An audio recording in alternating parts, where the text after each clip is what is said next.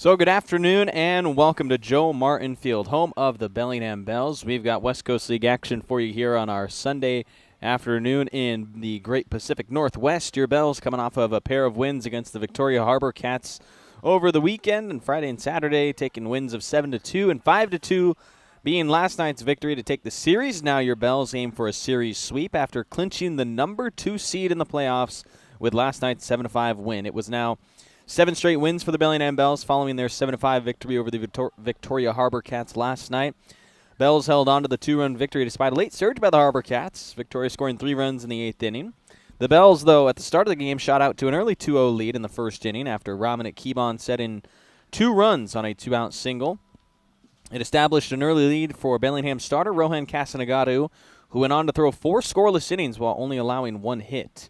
Bo Schinkel doubled the Bells' lead with a 2 RBI knock in the 4th inning, making Kasanagadu exit his 4 innings up 4-0, but obviously a no decision, not being able to get through 5. Kasanagadu struck out 3 and walked 3 batters in his 4-inning start.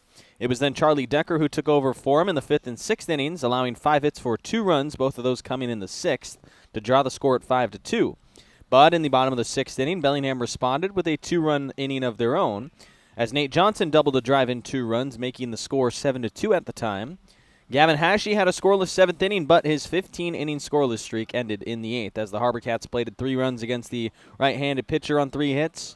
Victoria, throughout the night, hit into 3 double plays during the game, which really helped the Bells escape some of the dangerous innings in the 5th, 6th, 7th, and on. Ben McKinnon entered for the 9th inning, captured his 2nd save of the summer, sitting down the HarbourCats in order during the final frame to help Bellingham take the series win over Victoria. Offensively, Bo Schinkel led the Bells, going 3 of 4 at the plate with 2 RBI, 2 runs, and a walk. Rashad Hayes had a pair of hits, a pair of steals, and 2 runs scored. Kebon's 2 RBI accompanied his 2 hits.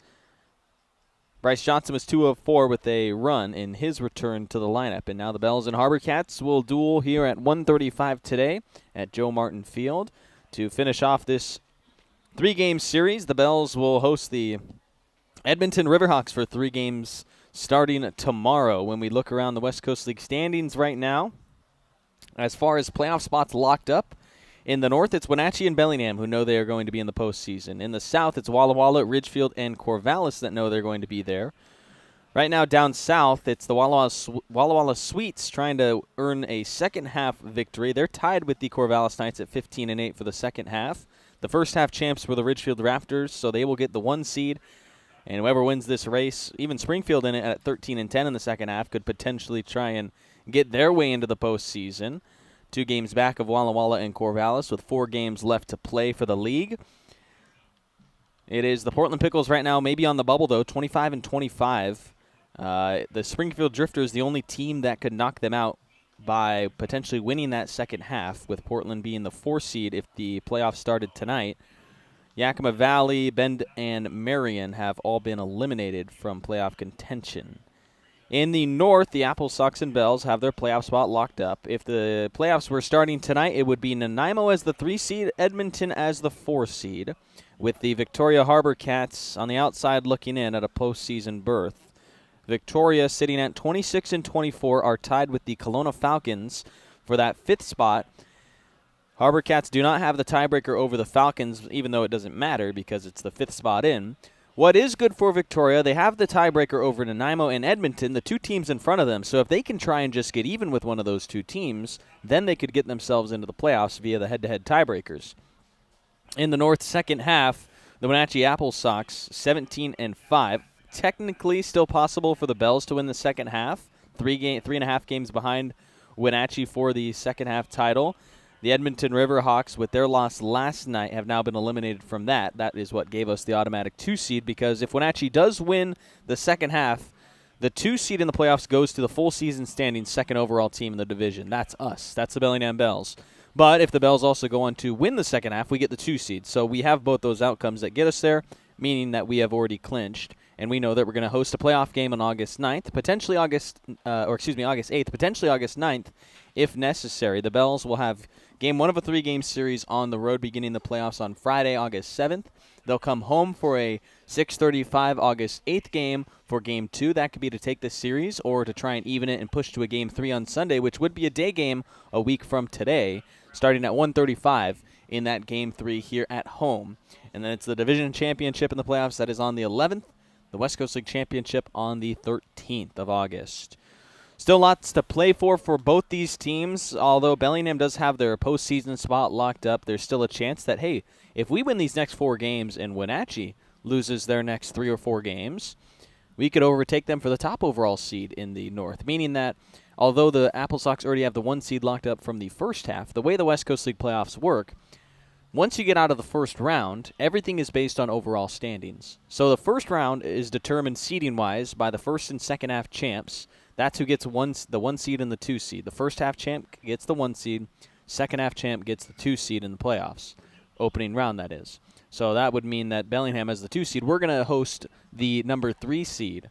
Wenatchee's going to play the 4 seed. But if we end up with a better overall record than Wenatchee, it's obviously a big what if, we could potentially host the divisional championship here.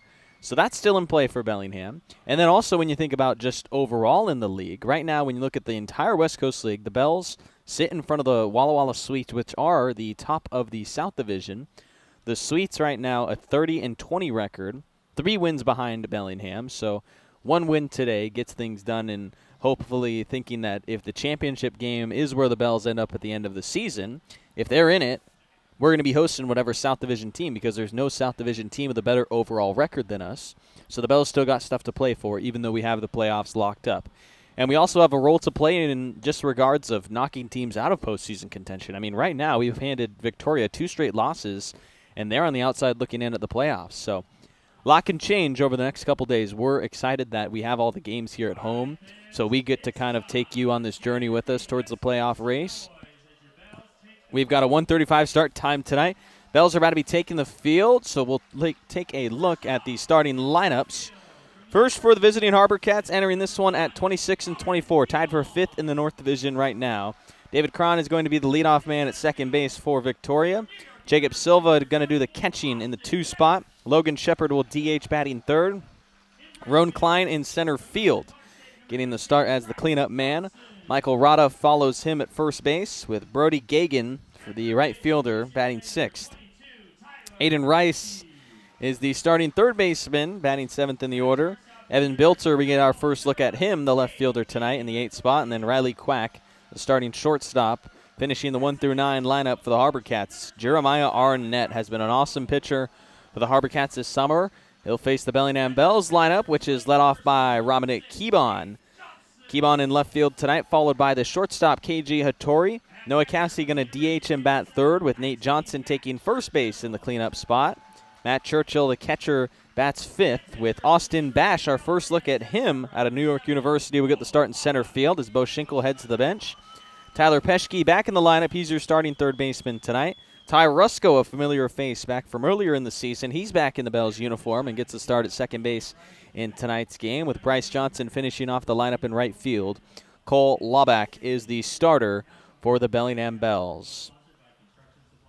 National Anthem is going to take place here at the ballpark. We've got an afternoon matchup. The Bellingham Bells hosting the Victoria HarbourCats here for Game 3 of their 3-game series.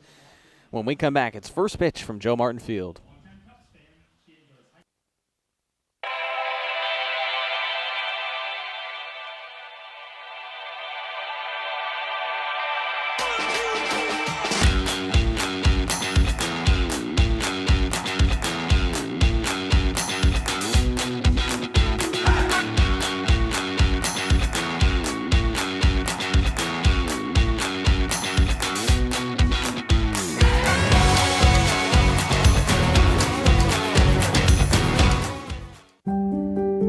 Have you had a fall, sprain, or break?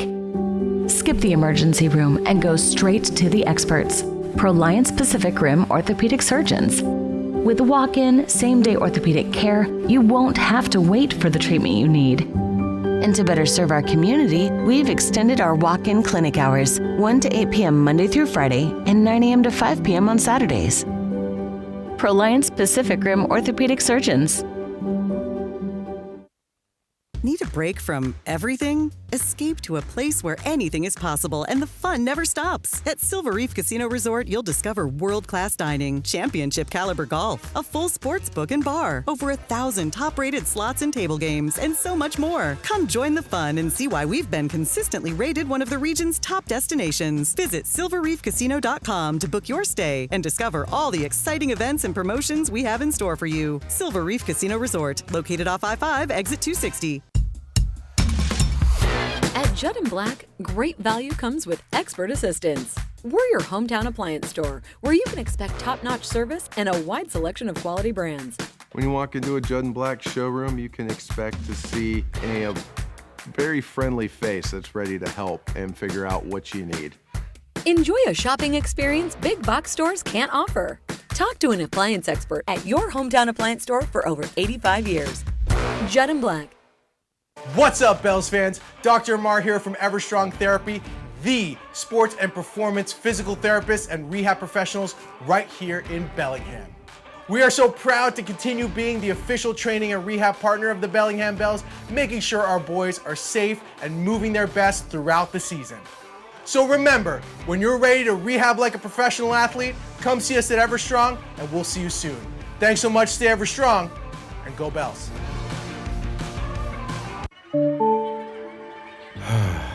Bummer. This never happens at a convenient time, does it? It's always while you're hustling to meet a deadline or trying to enjoy the game.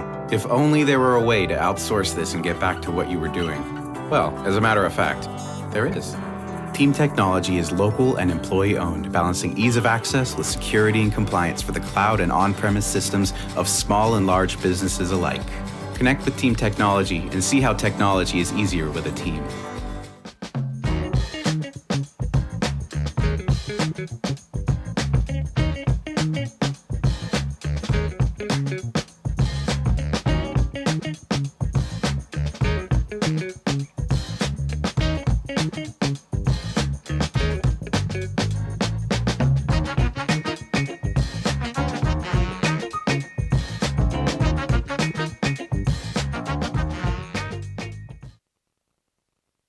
Washington homeowners are saving thousands of dollars on their energy bill by upgrading their home. And the best part is, CNGC is giving back even more money when you switch to a more efficient alternative. So you can enjoy increased property value, a higher quality of life with better appliances, and greater comfort for your family. Scan this QR code or go to cngc.com and save money on your energy bill. We are set for first pitch between the Bellingham Bells and the Victoria HarbourCats here in Bellingham, Washington for the third game of three between these two teams coming out of the West Coast League's North Division. I'm Zen Hill. Welcome back to the ballpark for another great day for baseball. It's going to be Cole Laback taking the mound for your Bellingham Bells here at home as he makes his sixth appearance of the season. The UC Santa Barbara right-hander wearing the Bellingham's pinstripes tonight. Entering this one with a 3-1 record, .485 the ERA for the right-hander Laback so far on the summer. Through just 13 innings, he has struck out 15 while only allowing 3 walks. It's been the hits that have raised his whip above 140. But Laback will enter this start looking for a series sweep over the Victoria HarbourCats. The Bells right now working on 7 straight victories. Swept the Marion Berries most recently, and now a chance to sweep the HarbourCats with a win tonight. 7-5 the victory last night for your Bellingham Bells. 7-2 the win on Friday night. And now in the day game version of this matchup, it'll be Cole Laback taking the ball against the HarbourCats.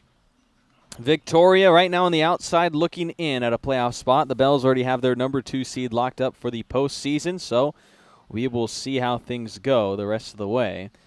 Of course, Victoria at this point seemingly in a must-win situation where the HarbourCats, if they want to get into the postseason, have got to take care of business here in Bellingham in this Game 3 final because it doesn't get easier for the HarbourCats. After this game today, they will travel to Wenatchee to take on the Apple Sox, who are the best team in the North Division so far in the summer. So the road not easier for the HarbourCats. Feels like a must-win today for them, and they'll try to do that behind the offense, which is led off by David Cron, the starting second baseman, We'll step into the right-handed batter's box for the HarbourCats. Baby blue uniforms with the red and navy blue stripe down the sides for the HarbourCats. The red numbers on their jerseys. It's a clean uniform for these Cats. And the first pitch of the game is bounced up the middle past the diving KG Hattori. David Cron has a leadoff single just like that against Cole Laubach. On one pitch, it's one hit for Victoria, who will be looking to attack all game. So quickly now into Jacob Silva's at-bat. Starting catcher for this one. Last night was behind the plate as well.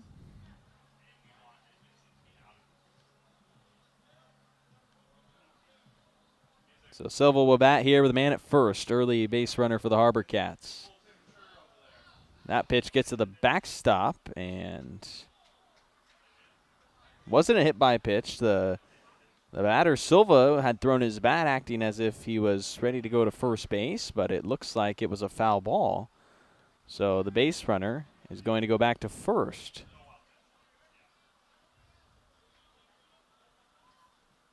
I believe, no? Oh, no, they do say it is a hit by pitch. Okay.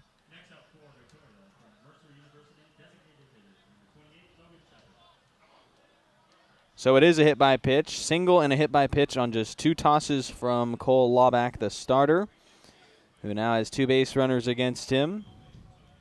Early traffic for the HarbourCats, who haven't scored first in the series so far.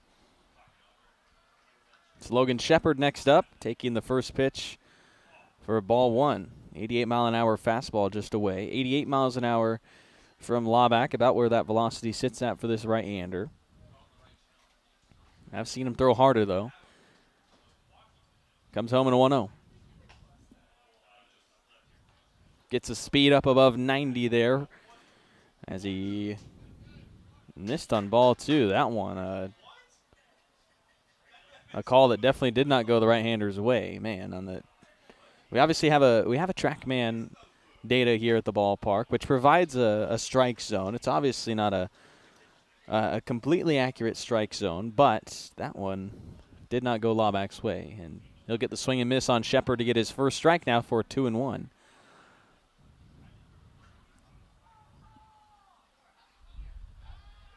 Pickoff move and got the runner in between second and third. Now a rundown with the pickle. Peschke, the third baseman, applies the tag to put away David Cron, who gets caught.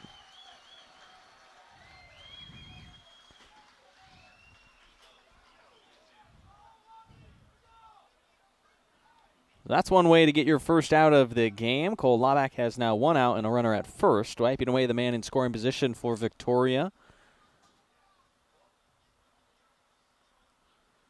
And on a 2-1, it is into Shepard. Called for a strike on that fastball.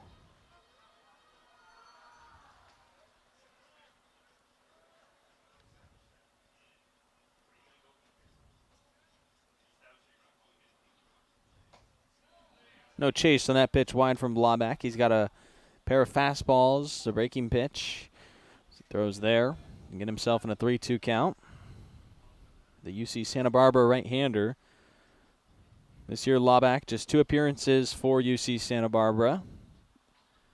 Runner going on the 3-2. It's ball 4. No throw needed from the catcher, Matt Churchill. It is 3 straight base runners reaching against Laubach in the start, but there is 1 out thanks to the caught stealing. But runners at first and second for Victoria once again in this first. 1 out down for Roan Klein.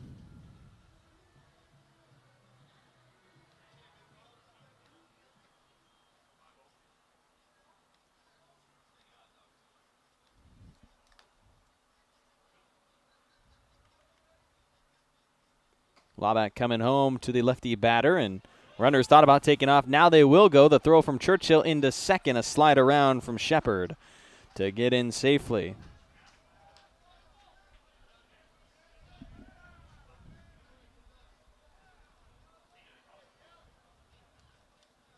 So the wild pitch advancing the runners up for the HarbourCats, and now 2 into scoring position against Cole Laubach in this very first inning. 1-0 foul tip from Klein at the plate.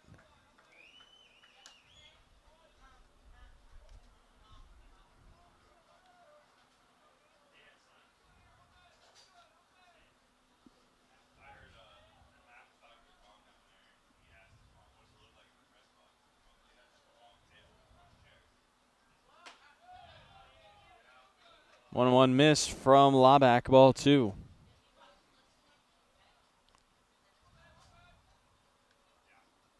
Klein with 22 RBI with San Jose State this collegiate season. Chance to drive in the game's first runs here for the HarbourCats.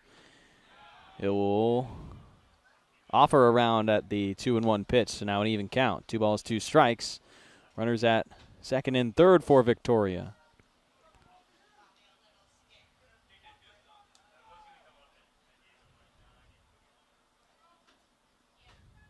Sun peeking through the clouds here on a 65-degree day in Bellingham for this afternoon contest.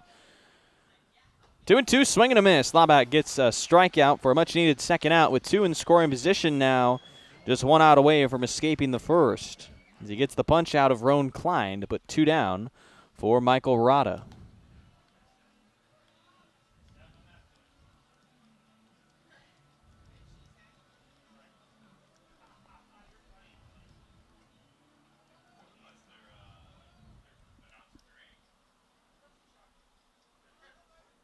Two outs against Michael Rada. 3 straight base runners reaching against Laback. A caught stealing and a strikeout, though, for his 2 outs. Now Matt Churchill trying to guard behind home plate here. The starting catcher tonight for Bellingham as Dylan Moss heads to the bench.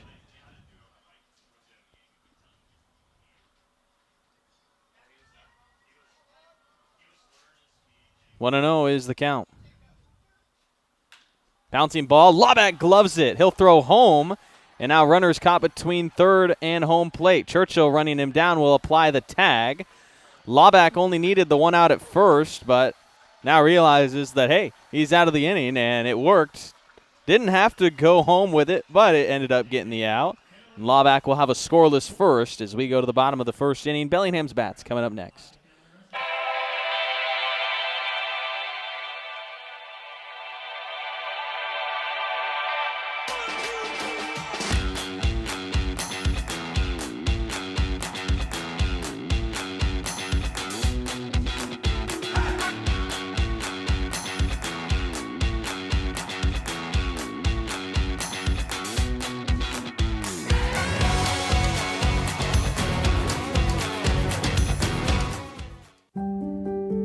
Have you had a fall, sprain, or break? Skip the emergency room and go straight to the experts, Proliance Pacific Rim orthopedic surgeons. With walk-in, same-day orthopedic care, you won't have to wait for the treatment you need. And to better serve our community, we've extended our walk-in clinic hours, 1 to 8 p.m. Monday through Friday and 9 a.m. to 5 p.m. on Saturdays. Proliance Pacific Rim orthopedic surgeons.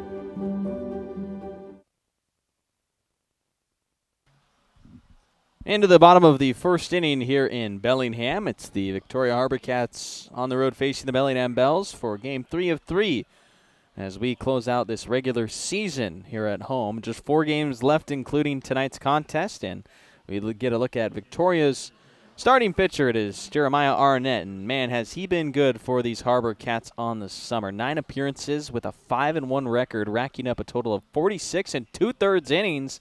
He's a workhorse, and man, he's had so much success as well through that time. A 1.74 ERA, the .96 whip.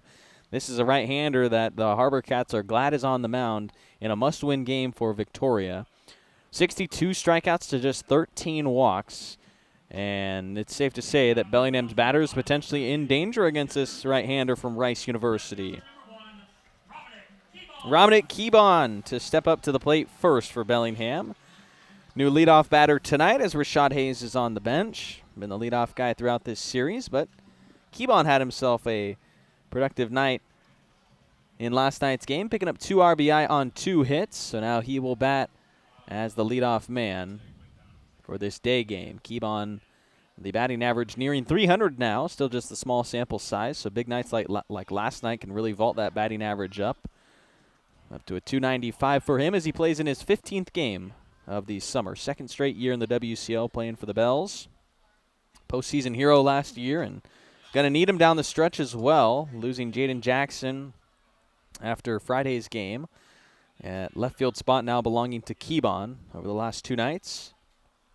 Starting things off, he's down 0-2 against Arnett, who deals in a called ball. That 91-mile-an-hour pitch from the right-hander just missing low and away to the lefty batting Keybon.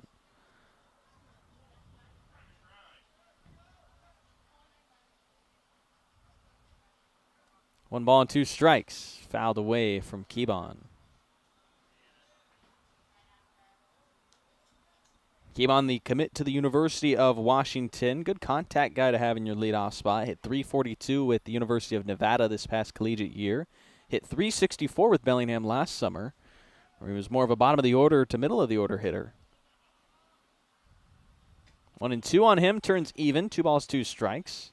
Good patient at bat for Keybon after going down 0-2 early against Arnett, the Victoria starter.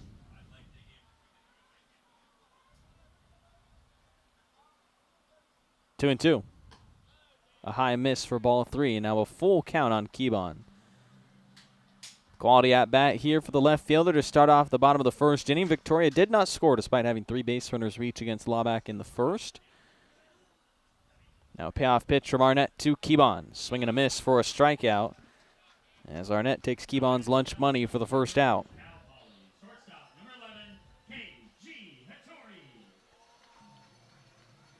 KG Hattori also shifted up in the lineup. No Boshinkle tonight, who was batting second, but it is now Hattori in the 2 spot. 0-4 in last night's game. Hattori cooled off a little bit after being so hot during the road trip for Bellingham. Getting the start at shortstop tonight. The first pitch is hit out to right field for a base knock. Hattori marking the first hit of the game for the Bellingham Bells against the starter for the Victoria HarbourCats. So Hattori shoots it out to right field and will reach for Noah Cassie, the designated hitter.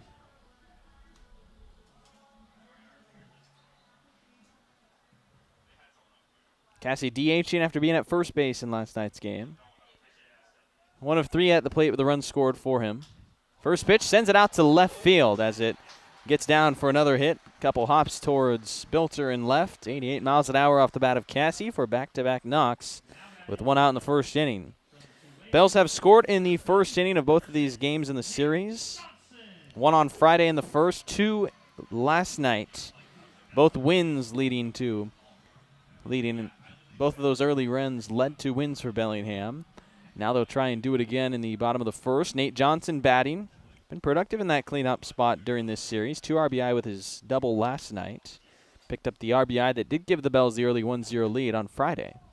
And here he takes ball 1 inside at the hands. So Bellingham trying to get to the starter early. I mentioned a starter that's had a lot of success with the HarbourCats on the year. The 1.74 ERA. Just 10 runs allowed in 46 2/3 innings. Johnson, a fly ball to shallow right, but in to grab it is Gagan out there. Brody Gagan puts it away for the second out. So the Bells instead will have to do it the way they've done it the last 2 nights, with 2 outs in the first inning. And maybe Matt Churchill will get it done after going hitless last night, going 0 of 3 with a walk. Churchill was 0 of 3 with a walk on Friday as well, so still looking for his first hit in the series.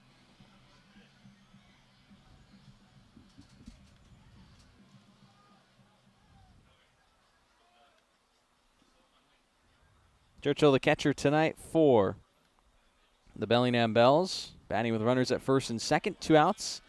A high miss from Arnett for ball 1. Cole Laubach, Bellingham starter, worked around some traffic.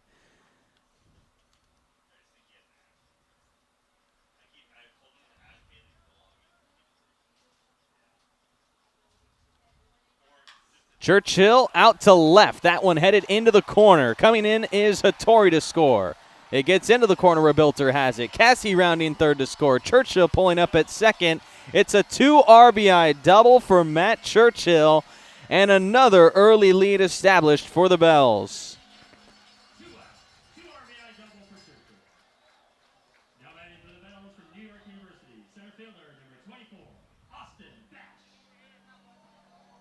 So with 2 runs in, with 2 outs just like that, the Bells continue their good momentum in the series with an early lead, 2-0 for Austin Bash, who we get a first look at, the outfielder from New York University. Batting here for the Bells. First pitch on the ground of the shortstop, Quack. His throw to first will put away the center fielder. That's how we finish the first. 2 runs for Bellingham and a 2-0 lead heading into the second.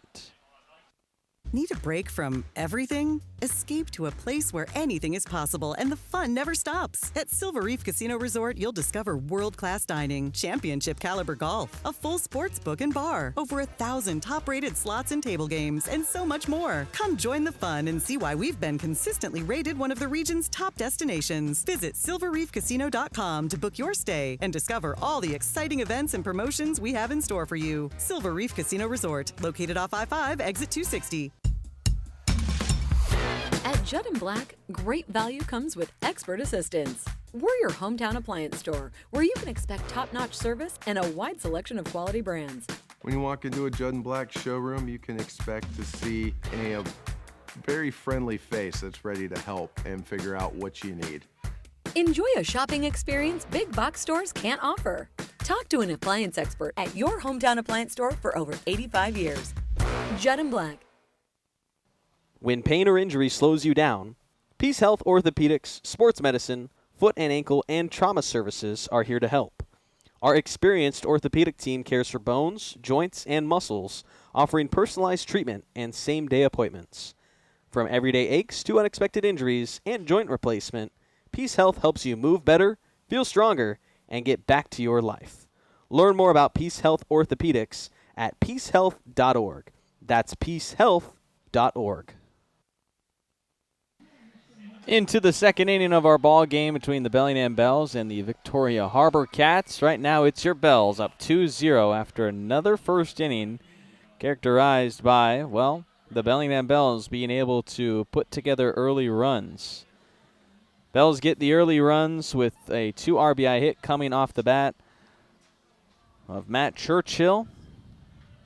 Now we find ourselves in the second inning and another early lead for your Bells. Cole Laback here starting off the second, a ground ball forced against Brody Gagan. KG Hattori at short puts him away to Nate Johnson at first. So we see Aiden Rice come up next quickly for the HarbourCats.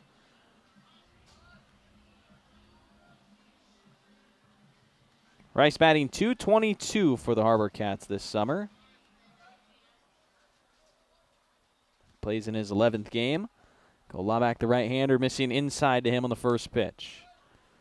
Laback allowed a single hit by a pitch and a walk in the first, but didn't allow a run. Had 1 strikeout. Got 1 ground out and a caught stealing to get his 3 outs. 91-mile-an-hour pitch from Laback there. Inside to Rice, a miss on the fastball. 2 balls and 2 strikes.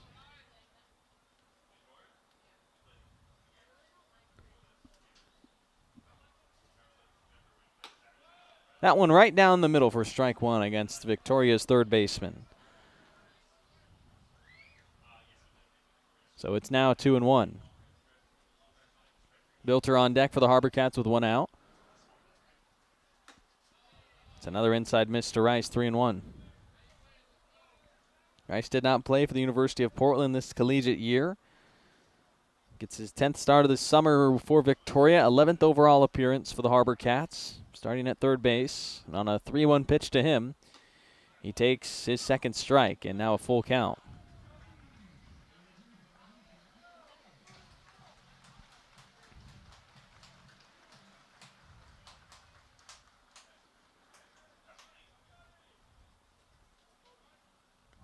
Payoff pitch from Laback coming home with 1 out. It is swung on and lined to the shortstop. Hattori gets it on the backhand, down to his knee, hopping throw to first in time. KG Hattori, a flash of the leather at short to get the second out in the second frame on a great defensive glove by Bellingham's shortstop.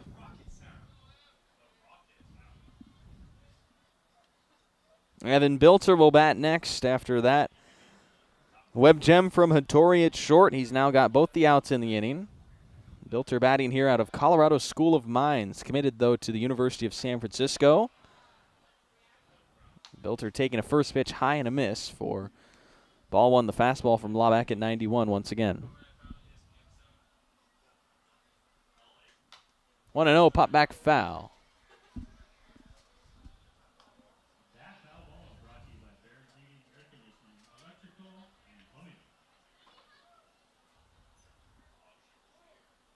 2-0 the lead for the Bells. 2 outs in the top of the second. HarbourCats at the plate. 1-1 for the left fielder, Evan Bilter. Lawback's pitch home, a breaking pitch below the zone for ball 2. Bilter batting .375 through his 2 games. I guess a better way to just say it is that he has 3 hits in his 8 at-bats. He makes just his 3rd start of the summer. It'll be a ground ball to guess who? Keiji Hattori. 3 straight plays for the shortstop, a couple of them a little bit more routine than the one in between. We'll go to the bottom of 2. It's 2-0, the Bells in front of the HarbourCats. What's up, Bells fans? Dr. Mar here from Everstrong Therapy, the sports and performance physical therapists and rehab professionals right here in Bellingham. We are so proud to continue being the official training and rehab partner of the Bellingham Bells, making sure our boys are safe and moving their best throughout the season. So remember, when you're ready to rehab like a professional athlete, come see us at Everstrong, and we'll see you soon. Thanks so much, stay Everstrong, and go Bells.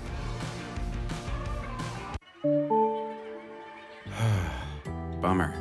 This never happens at a convenient time, does it? It's always while you're hustling to meet a deadline or trying to enjoy the game. If only there were a way to outsource this and get back to what you were doing. Well, as a matter of fact, there is. Team Technology is local and employee-owned, balancing ease of access with security and compliance for the cloud and on-premise systems of small and large businesses alike. Connect with Team Technology and see how technology is easier with a team. Puget Sound Energy is thrilled to team up with the Bellingham Bells for Community Wednesdays this season. Every Wednesday home game at Joe Martin Field, PSC and the Bells will celebrate a featured Whatcom County nonprofit with a $2,000 donation. Come out to the ballpark to cheer on the Bells while supporting these amazing organizations that make our community stronger. Together, we're building a better Whatcom County. See you at the field. Go Bells. Bottom of the second inning and a 2-0 lead for the home Bellingham Bells. Not necessarily how you could have saw this start going for Jeremiah Arnett. 10 runs on the year for him in his 9 appearances, and 2 early runs in the first inning against his Victoria starter. And now Tyler Peschke bats, hitting the first ball up the middle, bouncing into center field, and the hits continue to pile on here early for Bellingham's offense. And Jeremiah Arnett, 46 2/3 innings pitched coming through this game, and there has been 32 hits against him in that time, but that's just good for a 192 batting average against. And what we've seen today has been the offense on fire so far for Bellingham to establish their early lead. And now we have Ty Rusko batting. Welcome back to Bellingham out of Lewis and Clark State College. Rusko was a 10-day guy earlier in the summer with the roster changing here towards the late season. Needed an infield depth spot, and Ty Rusko there to provide it. Starting second baseman today for your Bellingham Bells. A junior from Lewis and Clark State College. Rusko, during his first stint with the Bellingham Bells earlier this year, functioned as a 10-day player and played in 10 games. Hit .206 in that time. With 7 knocks, 2 of them for doubles. He lays down a bunt. It's a good one. Arnett, the pitcher, with a tough play to first, will get it. Runner taking off for third. Peschke was trying to take the empty bag, and it's going to be a double play as Peschke was trying to maybe take advantage of the fact that there was no HarbourCat covering third, but they got back in time and could not keep the base runner on. So Peschke is out, going to trot back in. It's still a sacrifice bunt laid down by Rusko.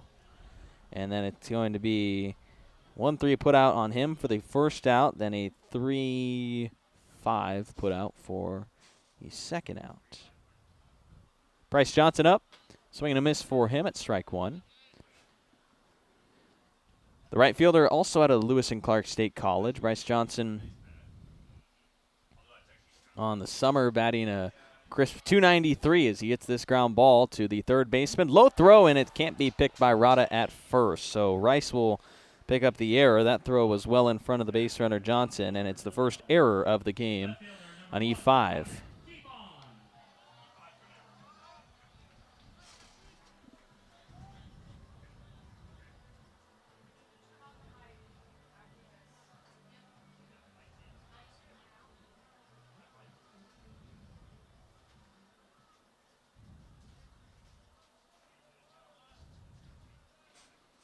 Back to the top of the order, and Robinick Keebon, first pitch, slicing it away, foul. 0-1 on Keebon, who struck out swinging in his first trip up to the plate. Bryce Johnson at first, following the error. Grounding ball to the right side. David Cron will finish off a scoreless second inning, and into 3 we go. 2-0 still the Bellingham lead.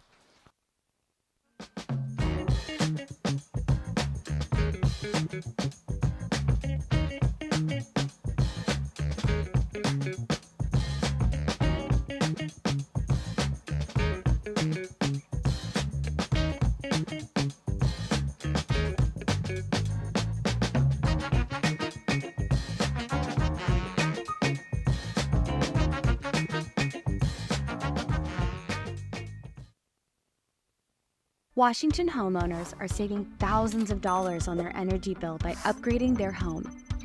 And the best part is, CNGC is giving back even more money when you switch to a more efficient alternative. So you can enjoy increased property value, a higher quality of life with better appliances, and greater comfort for your family. Scan this QR code or go to cngc.com and save money on your energy bill. When pain or injury slows you down, Peace Health Orthopedics, Sports Medicine, Foot and Ankle, and Trauma Services are here to help. Our experienced orthopedic team cares for bones, joints, and muscles, offering personalized treatment and same-day appointments. From everyday aches to unexpected injuries and joint replacement, Peace Health helps you move better, feel stronger, and get back to your life. Learn more about Peace Health Orthopedics at peacehealth.org. That's peacehealth.org. Into the third inning in Bellingham. I'm Zen Hill. This is the home of the Bells on the YouTube of your Bellingham Bells. Glad to bring you West Coast League Baseball here on this Sunday in August. It's already August. The season's almost over. Of course, the Bells have their playoff spot locked up. Victoria's still fighting for it. Right now, feels like a must-win for Victoria. Every game from here on out feels like that because, well, they're on the outside looking in at a playoff spot by 1 game back and have some tough opponents. Today, Bellingham, 3 more against Wenatchee to end the season. The Apple Sox are the best team in the entire West Coast League. That's who the HarbourCats will play to end their 2026 season beginning tomorrow. Riley Quack going to lead off the third, following 3 straight. Retired from Laubach in the second. Swing and a miss from Quack for strike 1. Quack, the shortstop out of Osier Parish Community College, was a redshirt freshman this year, hitting .248 in 43 games after redshirting the 2025 year. 1-1, shoots it on the line up to middle. One hopper in front of Austin Bash. 89 miles an hour off the bat of Quack for the single. Lineup card turns over for the visiting HarbourCats. David Cron, after singling and being caught stealing in the first, will come up. He's got the only other hit off of Cole Laubach so far in his start. Bellingham's right-hander has worked nicely to a scoreless first 2 innings. But now the tying run at the plate for the HarbourCats. Laubach missing ball 1 outside. The right-hander pitched 1 2/3 innings for UC Santa Barbara collegiately this year in his true freshman season. Struck out 1 batter in that time.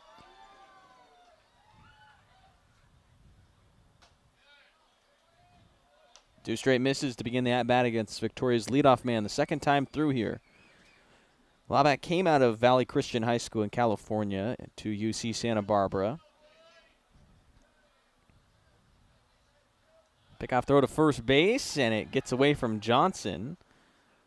Goes back to the Bellingham dugout, and luckily that one didn't trickle into the dugout, or else it would have been out of play, and it would have been a free base runner or free extra base for Riley Quack at first.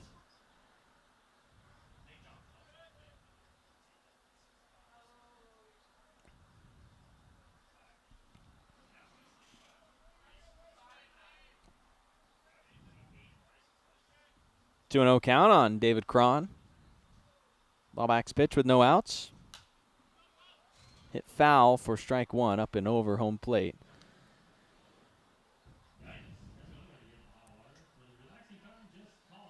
Laback at Valley Christian High School tossed the first perfect game in school history on May 3rd in 2024.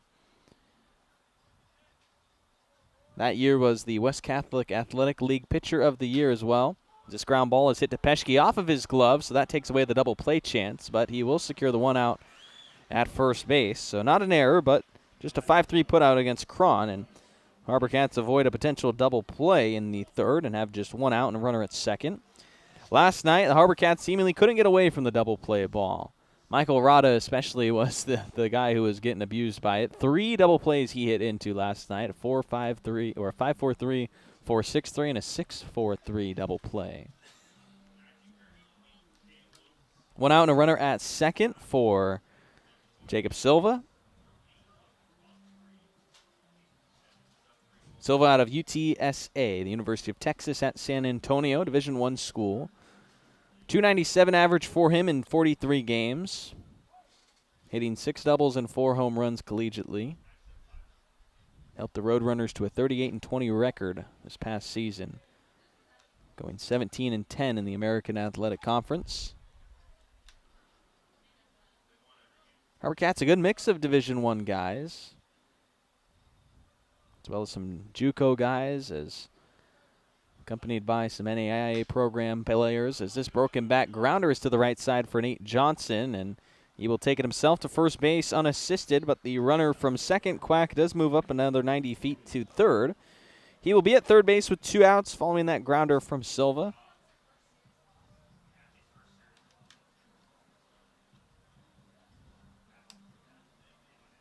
Now Logan Shepard is up after walking, being left on base. Designated hitter, the tying run. HarbourCats runner off of third with a chance to get their first run of the game. Following the leadoff hit from Quack, back-to-back groundouts force for Laback. Shepard out of Mercer University, also Division I school. .310 batting average for him in 59 games. 2 straight misses from Laback to begin the at-bat against the righty batter in the DH spot for Victoria. Was an all-star for the HarbourCats last summer, played here at Joe Martin Field in the all-star game. That entire summer for him was 40 games played with a .345 batting average. Swings through strike 1.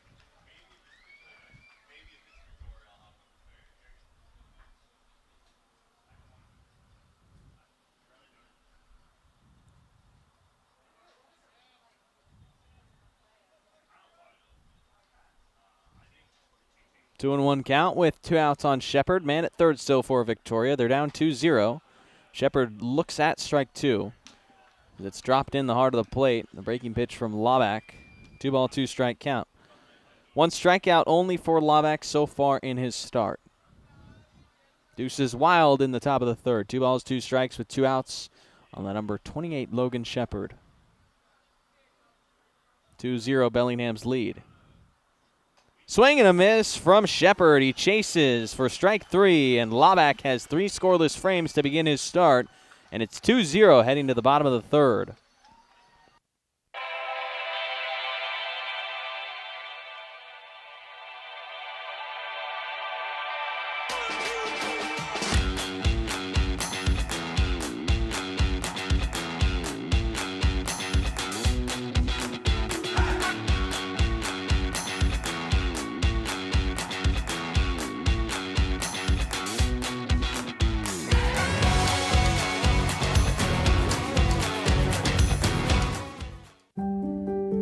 Have you had a fall, sprain, or break? Skip the emergency room and go straight to the experts, Proliance Pacific Rim orthopedic surgeons. With walk-in, same-day orthopedic care, you won't have to wait for the treatment you need. And to better serve our community, we've extended our walk-in clinic hours, 1 to 8 p.m. Monday through Friday and 9 a.m. to 5 p.m. on Saturdays. Proliance Pacific Rim orthopedic surgeons. Choose cooperative. Choose community. Bank with local industrial credit union. Proud Sunday savings sponsor of the Bellingham Bells. If you live, work, or attend school in Washington, you can join a credit union that puts people first. Local decisions, personalized service, and a real commitment to our community. Learn more at industrialcu.com. Federally insured by the NCUA.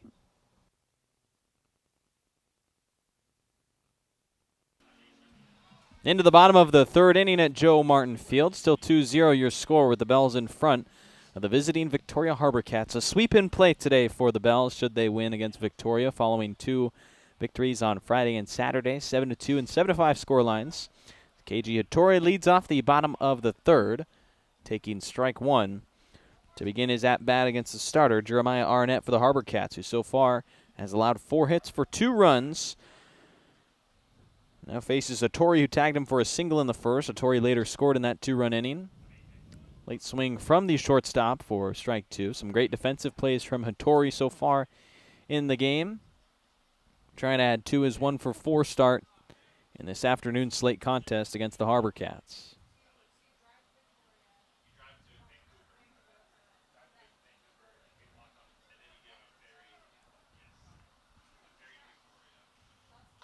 Oh, and 2, this one popped up.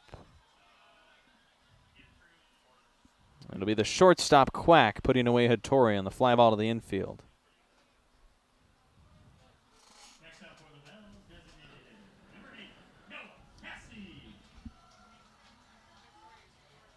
Noah Cassie, the DH, also had a hit in the first, went in to score later following Churchill's 2 RBI double that cleared the bases. Now 1 out for the Bells' designated hitter. Arnett's pitch home to Cassie is an outside 91-mile-an-hour pitch that missed wide. HarbourCats hoping that they can get into the playoffs, get another potential home game at Royal Athletic Park, the home of the HarbourCats. That ballpark was originally constructed in 1946. First team that ever played there was the Victoria Athletics, who were a Class B affiliate of the New York Yankees from 46 to 1951. Team had a name change in 1952 and then won the Western International League pennant in their final year, 1954. Cassie hits this one down the third base line and into the left field corner. Charging in for second as Bilter fields it and throws late. It'll be a stand-up double with 1 out for Noah Cassie, his second hit of the night. Or of the day, I should say. So hard to get always out of that routine. It's the second double of the game for the Bells. First for Cassie, second hit for him. 5th total hit by the team. Nate Johnson now up after flying out to right.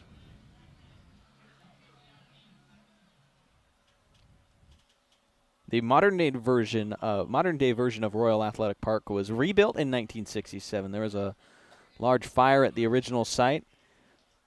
It was then the Victoria Mussels taking over for 1978 and 1979. Then the Victoria Blues in 1980. They were affiliated in the Northwest League. Then after a pair of independent leagues fielded teams, most recently coming in the 2000s, it was the Victoria HarbourCats calling that ballpark home. And Nate Johnson shoots a single out to right field off the inside of his bat, putting runners at first and third. The 6th hit of the game. Johnson setting up another chance for Matt Churchill to drive in some more runs.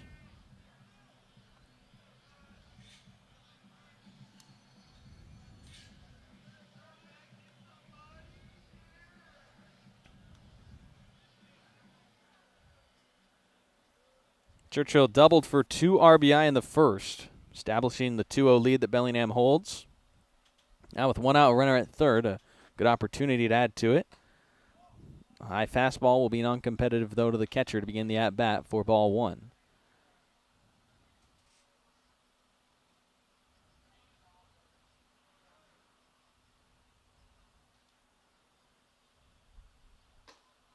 One-0 miss inside to Churchill for ball 2.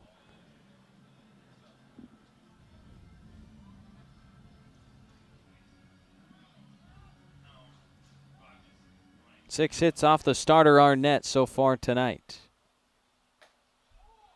The miss into Churchill, low and away for ball 3.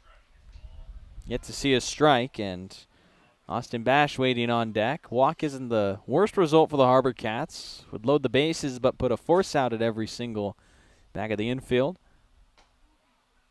A 3-0 pitch is called for a strike on Churchill for strike 1.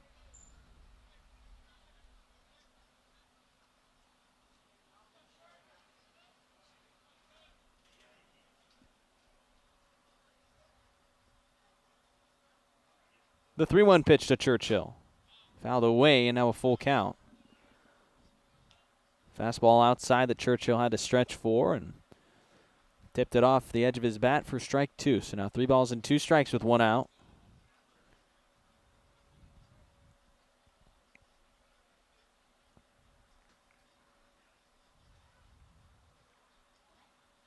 Before the payoff pitch, it'll be a pickoff move back to first. Churchill waiting another 3-2 after that attempt to try and get Nate Johnson out at first, unsuccessful. So still first and third for Bellingham. Cassie is at third base. Johnson taking off, and the 3-2 as it's skied high out to center field. Plenty deep. Klein has the glove. Cassie will easily trot home for the game's third run on a sacrifice fly from Churchill. He's now got his third RBI of the night, helping the Bells to a 3-0 lead here over the Victoria HarbourCats. And now Austin Bash will bat with 2 outs. Saw just 1 pitch in his first at-bat, grounding out to the shortstop Quack. Got just 3 at-bats for New York University this year. The outfielder, a bit of a two-way player as well. He got the same amount of batters faced on the mound as he did face at the plate. 3 batters faced, 3 at-bats. So far, through 2 at-bats in Bellingham, it's been 2 pitches and both ground outs. That one to the first baseman, Rada. As we go into the 4th, the Bells add on 1 more and lead at 3-0. Need a break from everything? Escape to a place where anything is possible and the fun never stops. At Silver Reef Casino Resort, you'll discover world-class dining, championship caliber golf, a full sports book and bar, over 1,000 top-rated slots and table games, and so much more. Come join the fun and see why we've been consistently rated one of the region's top destinations. Visit silverreefcasino.com to book your stay and discover all the exciting events and promotions we have in store for you. Silver Reef Casino Resort, located off I-5, exit 260. At Judd & Black, great value comes with expert assistance. We're your hometown appliance store, where you can expect top-notch service and a wide selection of quality brands. When you walk into a Judd & Black showroom, you can expect to see a very friendly face that's ready to help and figure out what you need. Enjoy a shopping experience big box stores can't offer. Talk to an appliance expert at your hometown appliance store for over 85 years. Judd & Black. Back for the 4th inning at Joe Martin Field in Bellingham, Washington. It's the Bellingham Bells leading the Victoria HarbourCats 3-0 here on this Sunday matchup. And Cole Laback out returning for another inning of work in his start. The number 7 right-hander so far has held Victoria scoreless, allowing 2 hits, 1 walk, and 1 hit by pitch so far. The UC Santa Barbara right-hander trying to keep the Bells in front 3-0 as they look for a 3-game sweep over Victoria. HarbourCats fighting for a playoff berth right now, sitting at 26-24. If the playoffs were to end after yesterday's result, they would be on the outside looking in. The Nanaimo Night Owls and Edmonton Riverhawks tied at 27-23 are the 3 and 4 seeds in the postseason. I think it is Edmonton that has the better record of the tiebreaker. So it would be the Riverhawks as the 3 seed, the Night Owls the 4 seed, but over the next 4 days, that likely to change. Victoria hoping that the change would be them entering the postseason.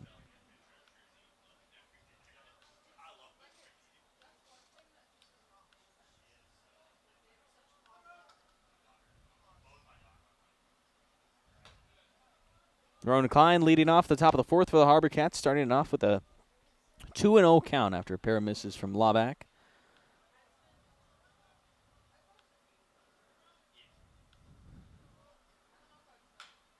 Foul ball from Klein is his first strike. He struck out swinging in his first at-bat, one of the 2 punch-outs that the starter Laback has in the game.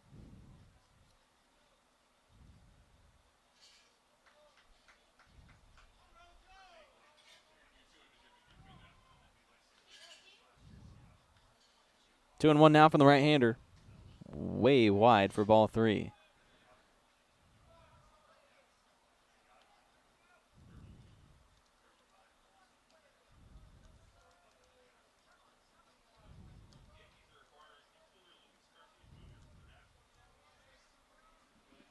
Three balls and 1 strike. Ball back home to Klein. Opposite way on the ground past the diving Hattori at short and into left field. Leadoff single for Roan Klein and the HarbourCats. Another leadoff man on via a hit in an inning has happened now in the first, third, and fourth frames against Laback, but so far the HarbourCats unable to get that runner in.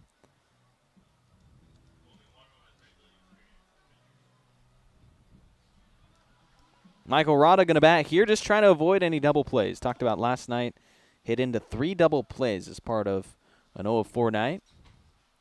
Awkward swing on his first strike against Cole Laback. The inside one at the hands of Rada, the first baseman couldn't get to. Rada was the final out in the first inning, wasting away those 3 base runners that the HarbourCats had in the first inning off of Laback. Now a pickoff throw to first base. It's a close play, but Klein safely back.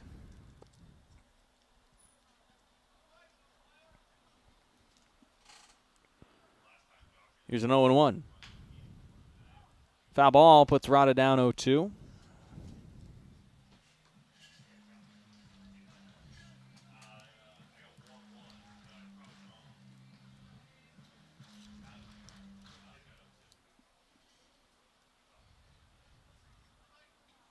Churchill getting a new baseball for his pitcher, Cole Laback, who tosses the used one to the Bellingham dugout.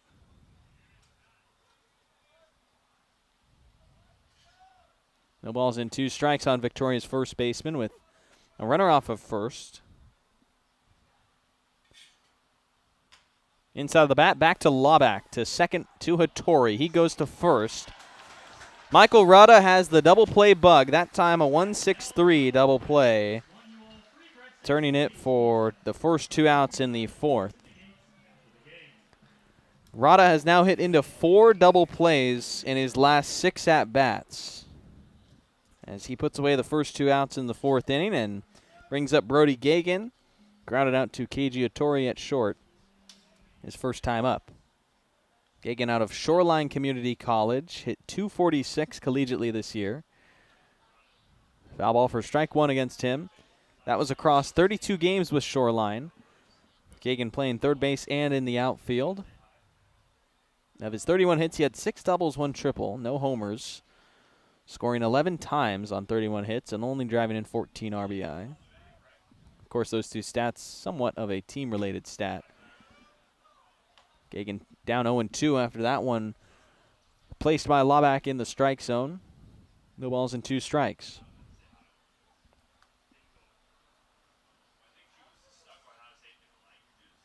Swing and a miss from Gagan, down on 3 pitches. Laback caps a scoreless fourth with a punch-out, and it's 3-0 following the top of the fourth. What's up, Bells fans? Dr. Mar here from Everstrong Therapy, the sports and performance physical therapists and rehab professionals right here in Bellingham. We are so proud to continue being the official training and rehab partner of the Bellingham Bells, making sure our boys are safe and moving their best throughout the season. So remember, when you're ready to rehab like a professional athlete, come see us at Everstrong and we'll see you soon. Thanks so much, stay ever strong, and go Bells.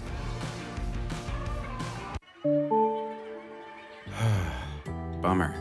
This never happens at a convenient time, does it? It's always while you're hustling to meet a deadline or trying to enjoy the game. If only there were a way to outsource this and get back to what you were doing. Well, as a matter of fact, there is. Team Technology is local and employee-owned, balancing ease of access with security and compliance for the cloud and on-premise systems of small and large businesses alike. Connect with Team Technology and see how technology is easier with a team.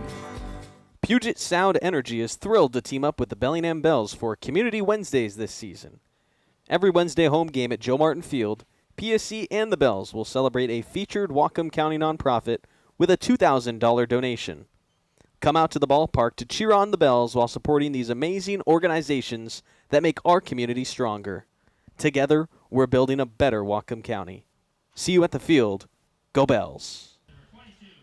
Bottom of the fourth inning in Bellingham, Washington. It's a 3-0 lead for the home team Bells.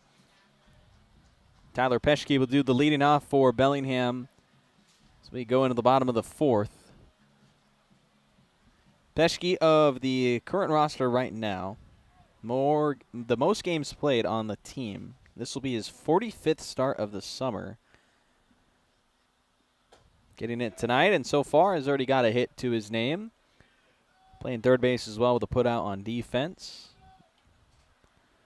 Incoming UCLA sophomore following a JUCO season. Going to be joining the Brewers, who need themselves a shortstop. After Rock Chalowski got drafted first overall, Roman Martin got drafted as well, a former Bell in the fourth round, and then it's likely looking like UCLA might have an infield of former Bellingham Bells, Aiden Aguayo and maybe Tyler Peschke getting a starting spot. Breaking pitch dropped in on Peschke for strike 2.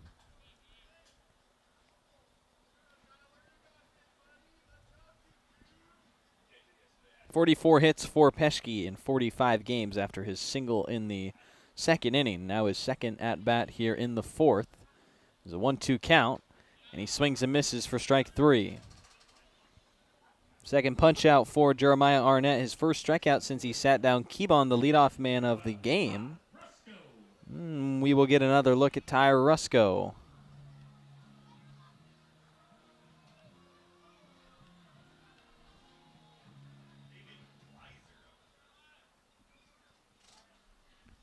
Rusko laid down a sacrifice bunt in his first trip to the plate. Looks at a breaking pitch for strike 1 from Arnett.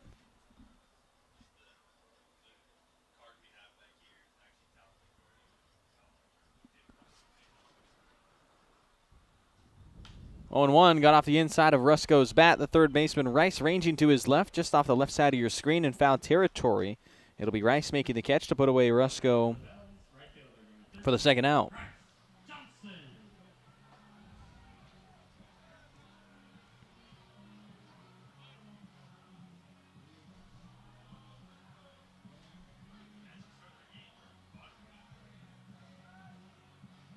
Bryce Johnson is up after reaching on an error.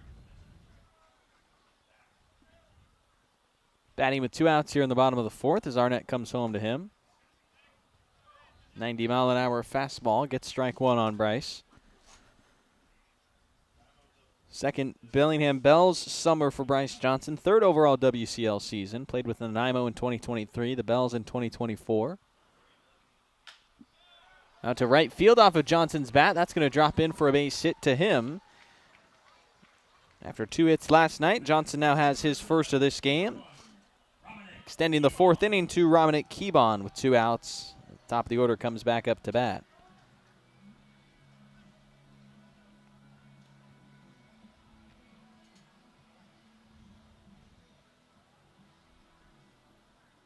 Keybon so far tonight 0 of 2 at the plate with a ground out and a strikeout. Pickoff throw back to Bryce Johnson, but not a competitive one. Bryce easily safe back there. Johnson off of first does have 7 steals for Bellingham this summer, with only 1 time being caught. Keybon takes strike 1 dropped in against him.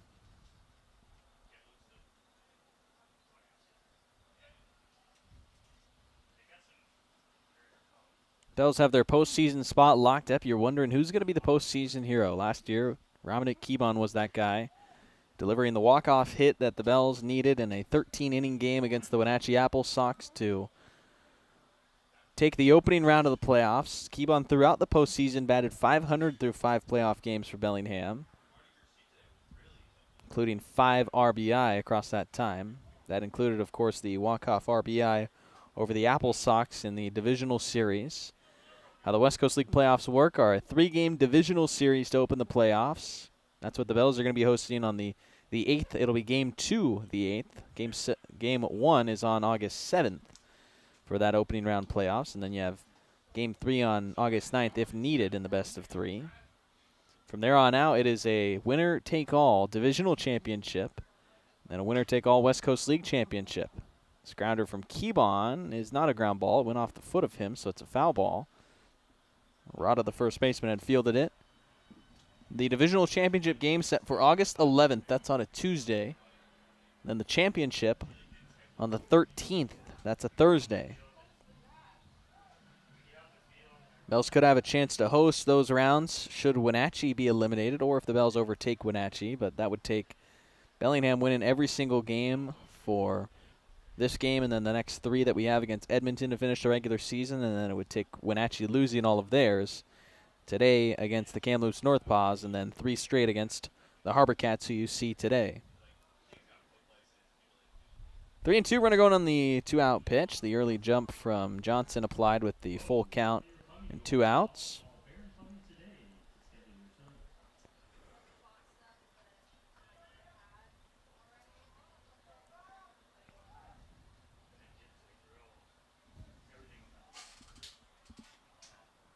Another payoff pitch set to come from Arnett to Keybon. This one grounded to the first baseman. Rada will put it away unassisted there for the 3rd out in the 4th. And that takes us through 4 innings, still 3-0. Bellingham in front of Victoria as we enter our 5th inning.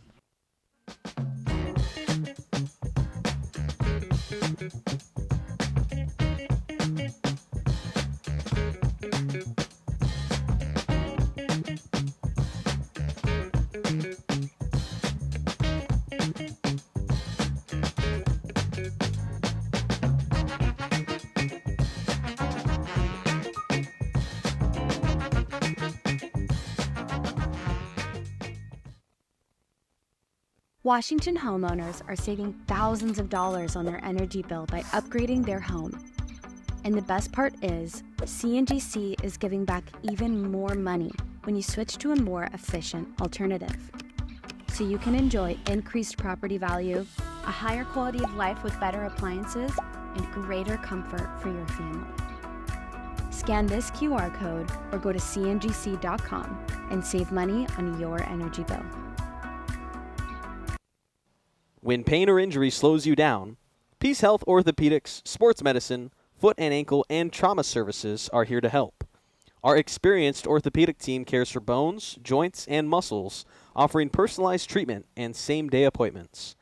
From everyday aches to unexpected injuries and joint replacement, Peace Health helps you move better, feel stronger, and get back to your life. Learn more about Peace Health Orthopedics at peacehealth.org. That's peacehealth.org. 5th inning, and Bellingham has themselves a new pitcher on the mound. It's David Weiser taking over in relief, the UC Davis commit.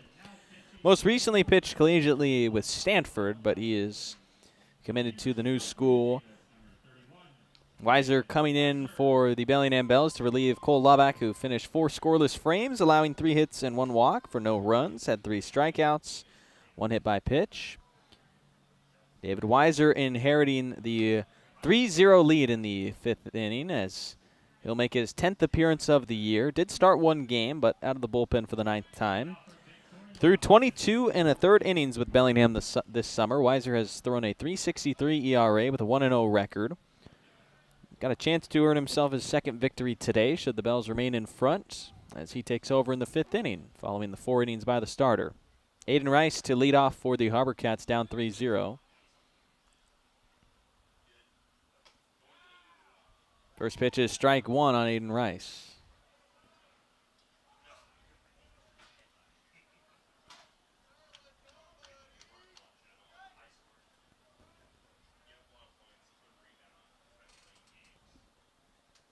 Rice swings at the 0-1 pitch and pops it up foul.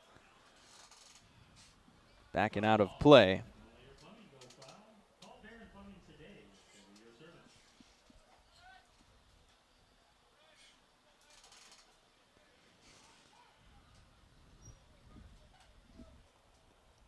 Rice grounded out to Keiji Hattori on a tough play by the shortstop that he caught in the short hop and was able to rip across the throw in time to first.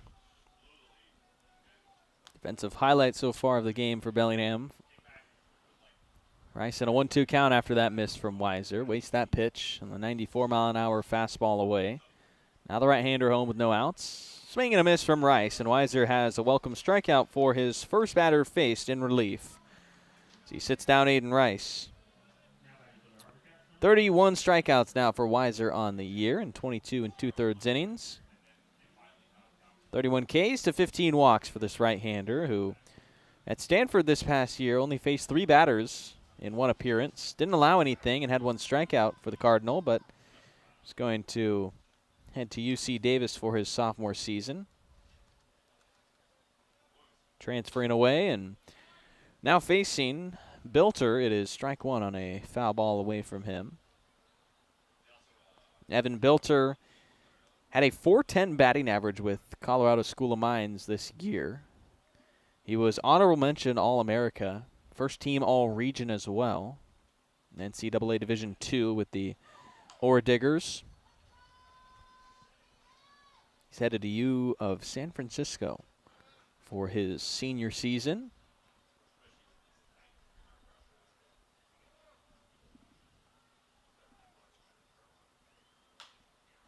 Late swing from him. 0-2 the count on the left fielder.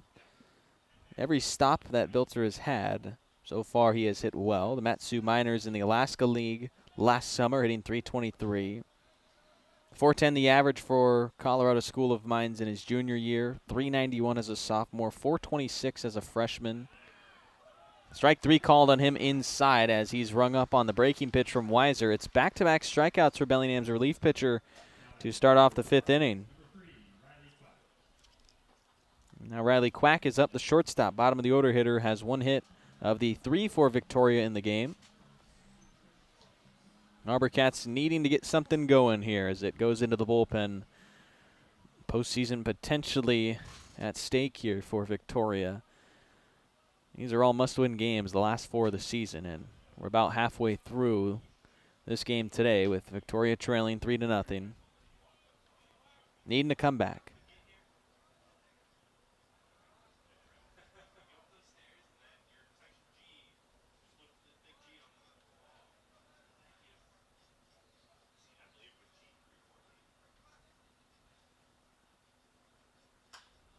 This one hit up the middle.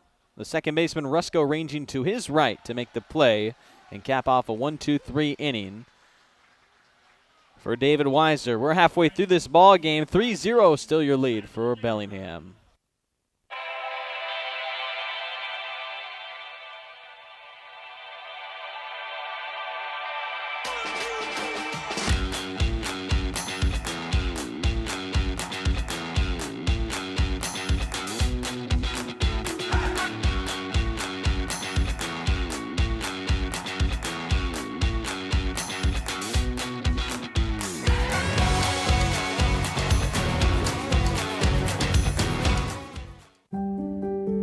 Have you had a fall, sprain, or break? Skip the emergency room and go straight to the experts, Proliance Pacific Rim orthopedic surgeons. With walk-in, same-day orthopedic care, you won't have to wait for the treatment you need. And to better serve our community, we've extended our walk-in clinic hours, 1 to 8 p.m. Monday through Friday and 9 a.m. to 5 p.m. on Saturdays. Proliance Pacific Rim orthopedic surgeons. Choose cooperative. Choose community. Bank with local industrial credit union. Proud Sunday savings sponsor of the Bellingham Bells. If you live, work, or attend school in Washington, you can join a credit union that puts people first. Local decisions, personalized service, and a real commitment to our community. Learn more at industrialcu.com. Federally insured by the NCUA.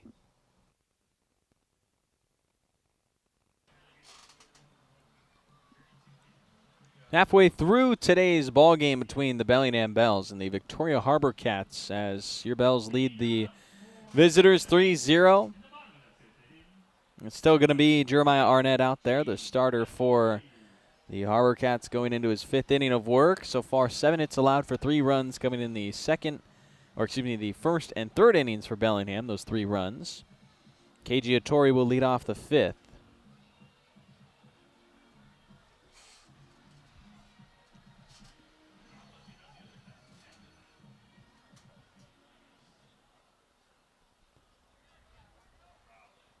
Torrey popped up to the infield in his last at-bat, being retired by his shortstop counterpart, Riley Quack. Takes ball 1 to begin the bottom of the 5th.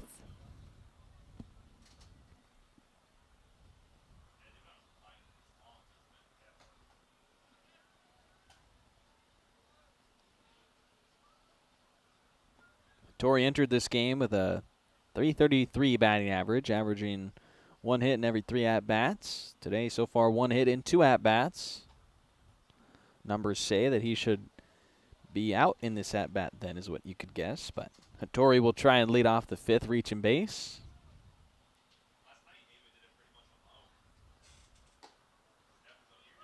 3-0 strike finally found from Jeremiah Arnett. So far, walks have not been the issue for him. Yet to allow a free pass. 3-1 to Hattori, though, will be ball 4. And he's on base. The shortstop leads off the fifth with the first walk issued from Jeremiah Arnett, bringing up Noah Cassie.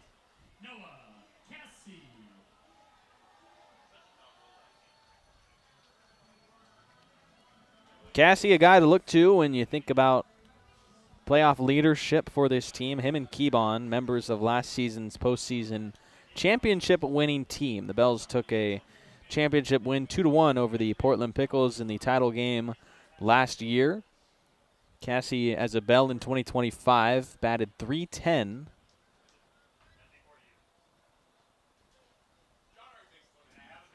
Hattori, after a pickoff throw to him at first, gets his lead back off of the first base bag following the leadoff walk. Cassie today working on a pair of hits and runs scored. Another pickoff throw, and Hattori safe once again.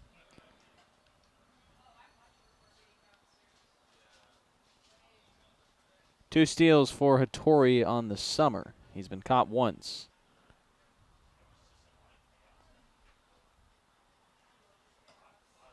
Upstairs on the first pitch, finally into Cassie following the two pickoff throws. Bellingham's designated hitter taking a 1-0 count to start his at-bat.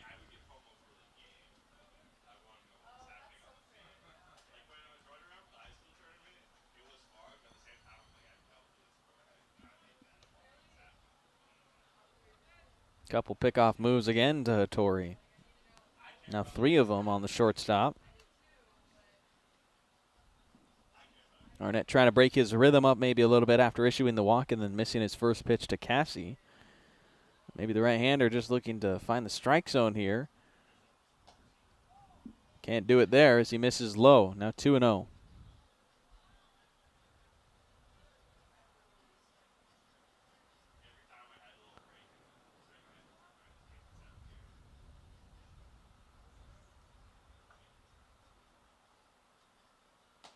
Pitch into Cassie, another miss for ball 3.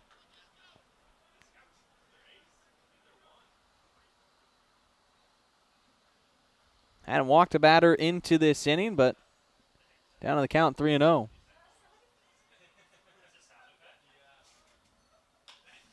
Off the inside of Cassie's bat, swinging 3-0, sends it out to left and flies out. Aggressive swing from Cassie is the first out.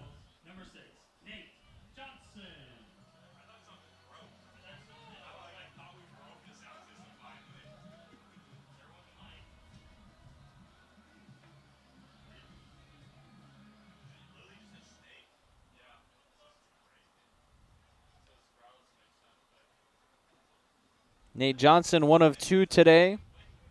1 out for the first baseman. Pickoff throw, and they thought they got Hattori. That one was close. And the home plate umpire has an issue with what Victoria is talking about.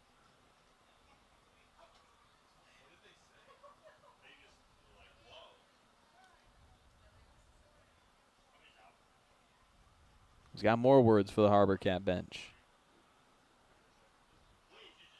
Victoria and the umpires have not gotten along through the series. There's been a lot of words exchanged from those two sides.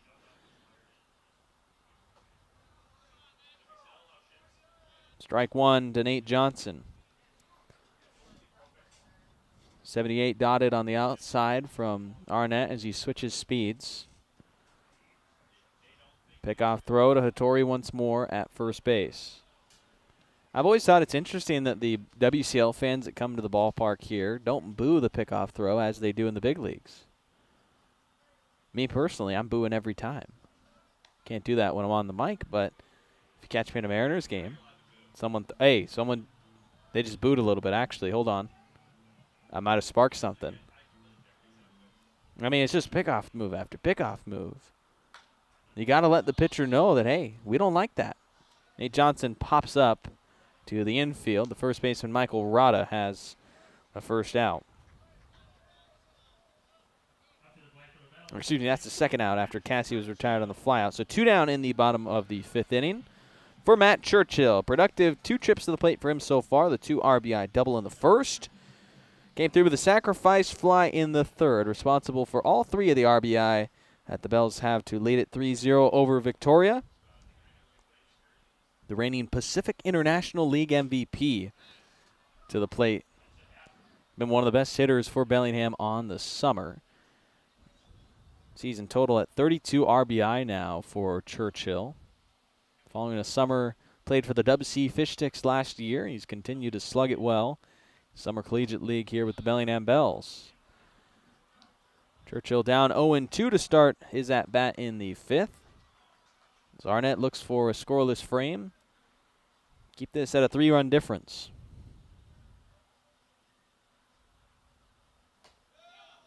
Outside pitch missed. Good height from Arnett, but well wide. So it's 1-2.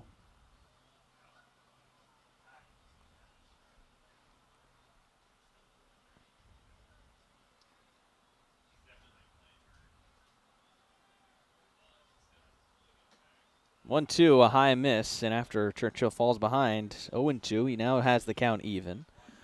On the high and away fastball from Arnett. Arnett walked the leadoff man Hattori, was down 3-0 in the count against Cassie. Ended up retiring Cassie on a 3-go swing from the designated hitter. Now he's got 2 outs, still that runner Hattori at first. Now a full count after that pitch missed to Arnett, from Arnett to Churchill.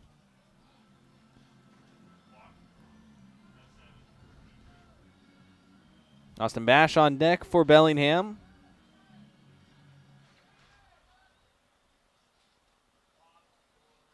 Runner will get an early start. Hattori a shallow lead off of first. There he goes. Churchill lofts it high out to left field. Headed to the corner. Hooking foul, though. It is a foul ball. Just a couple feet away from leaving the park. 332 feet was the distance. That left field corner is 325. But it was a foul ball, so it would have cleared out had it been in play. But instead of a potential 2-run homer, Churchill will have another 3-2 coming.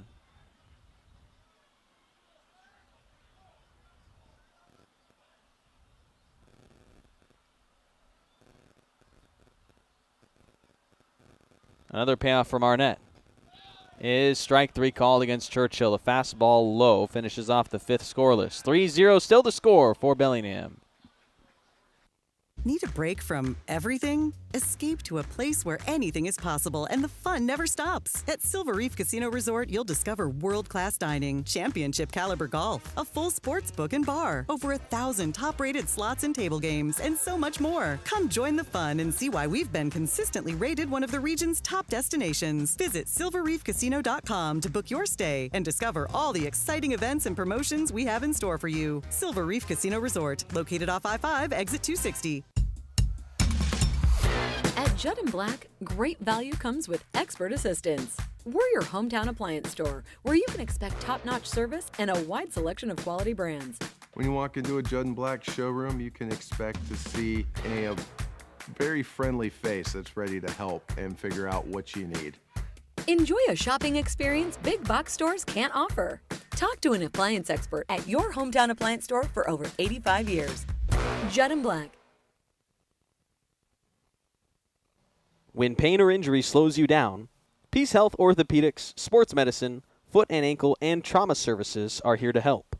Our experienced orthopedic team cares for bones, joints, and muscles, offering personalized treatment and same-day appointments. From everyday aches to unexpected injuries and joint replacement, Peace Health helps you move better, feel stronger, and get back to your life. Learn more about Peace Health Orthopedics at peacehealth.org. That's peacehealth.org.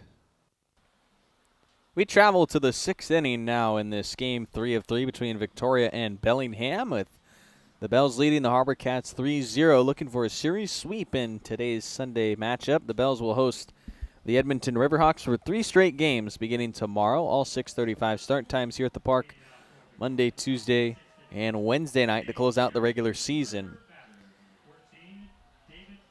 David Cron is up once again. He will get his third plate appearance of the ball game. After singling in his first, he grounded out in his second time up during the third inning. Will face David Weiser for the first time after Bellingham's new right-hander. Faced the minimum in his first relief inning during the fifth, striking out 2.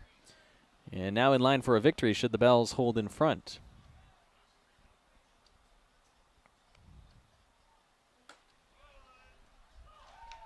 Strike 1 in on Cron to begin the 6th inning for the HarbourCats, who are just looking for some offense. Something that's been a struggle for them in the series has been early offense. It's been the late runs that have come through for Victoria. Scored 3 runs in last night's 8th inning. As this grounder is to Tyler Peschke at third. Let's throw to Johnson in time to sit down Cron via the 5-3 groundout. Second straight time that Cron has been retired by Peschke. And Jacob Silva's next up. The HarbourCats with only 2 runs on Friday. One against Zimmerman in the 5th inning of that game, and then scoring in once again the back half of the ball game on Friday. Maybe these late innings, a chance for Victoria to mount another comeback. Just the 3-run difference, just a little bit better than the last couple of times these two teams have faced over the last 2 nights. Bells were leading by 5 or more runs by this time last night, and Jacob Silva starts off his at-bat with strike 1 against him, facing David Weiser.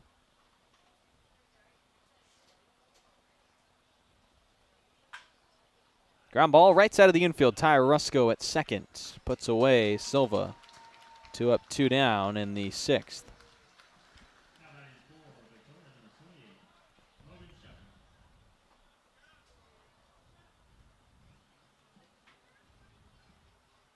Logan Shepard to bat next, the designated hitter. 0 of 1, struck out in the 3rd inning. A walk in the 1st for the former All-Star.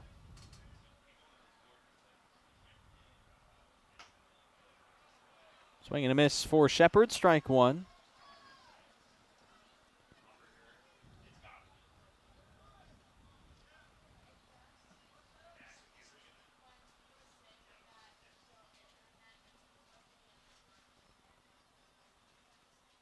Weiser's 0-1, another swing and miss from Shepard.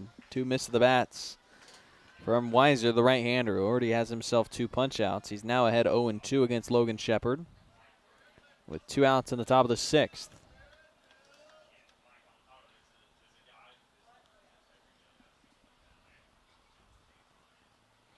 The 2-strike pitch coming into the DH. Shepard stays alive, getting his bat to that ball, but it is a foul ball. The inside 93-mile-an-hour fastball against Shepard keeps it in an 0-2 count.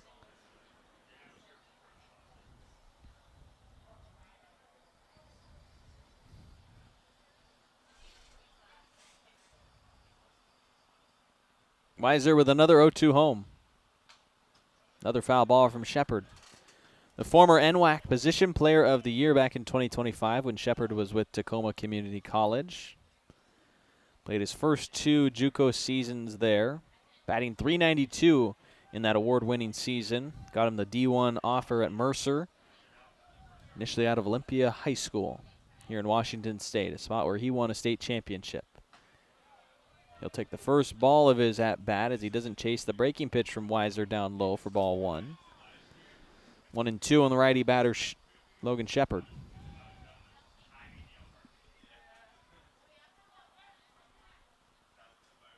One, 2. Another miss to Shepard for ball 2.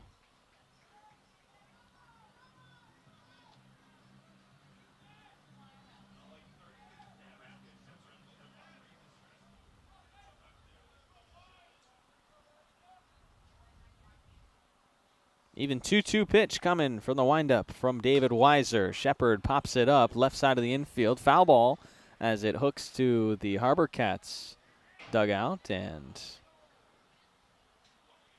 will bounce on top of their dugout's roof, staying a 2-ball, 2-strike count.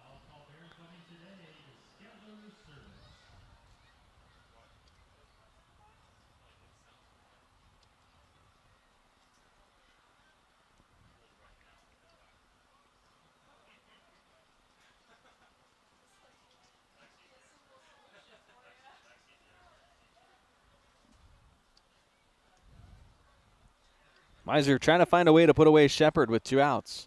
In the top of the 6th, the right-hander home once again. There's the swing and a miss and a strikeout to cap the scoreless 6th. 3-0 the lead for Bellingham as we go bottom 6 here at Joe Martin.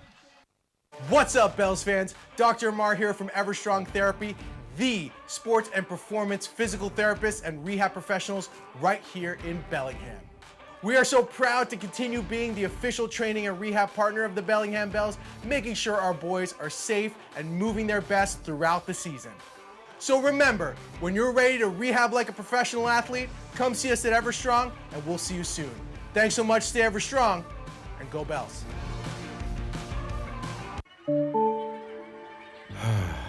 Bummer.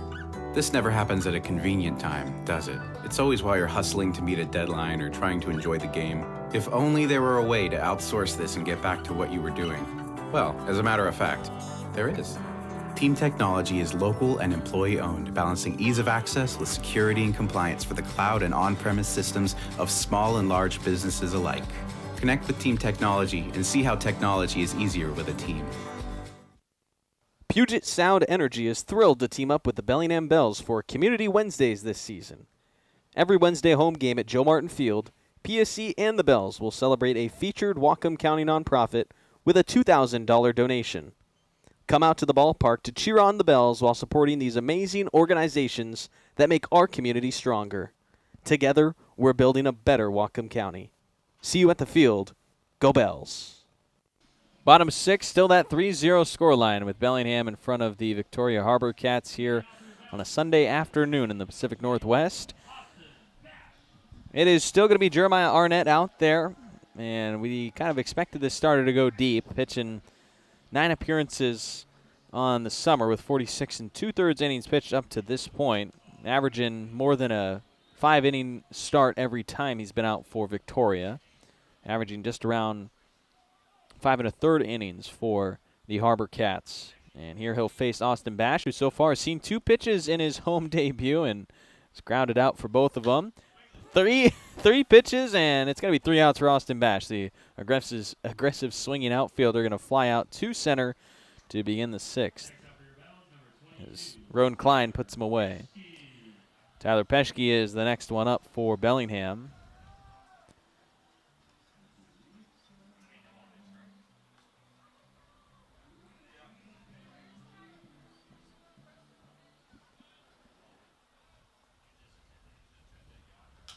Peschke swinging at the first pitch as well, lofting it out to right. And it is Gagan putting away him for the second out. 2 pitches, 2 outs for Jeremiah Arnett.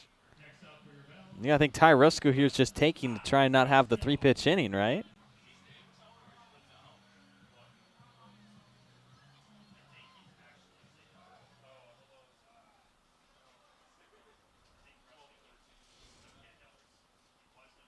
Here's Arnett's pitch to Rusko, and it is a miss outside the zone, so not even a chance for Rusko to swing at that one for the potential 3-pitch inning. Jeremiah Arnett, although it is still an efficient start to the 6th. There's a second pitch swinging, and on a dive, Klein is not going to get there in left center. Gets past him, and Rusko's into second base, looking at third, but will hold up at 2 as the throw comes in. It's a 2-out double from Ty Rusko, and his first hit in his first game back with the Bellingham Bells.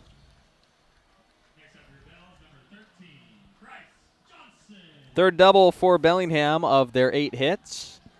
Bryce Johnson, Ty Rusko's collegiate teammate to follow, trying to drive him in and add to the 3-0 lead that the Bells hold.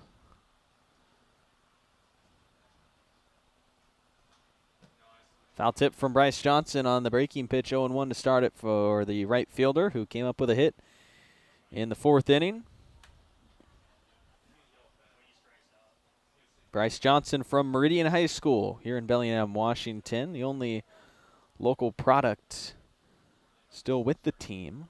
You do have Evan Yates as a bullpen catcher along with Hayden Hollingsworth out of Squalicum, Yates from Blaine, as Bryce Johnson grounds out to Riley Quack at short to finish off the 6th. Ty Rusko's double left on base. We go to the 7th, 3-0, still the lead for the Bells.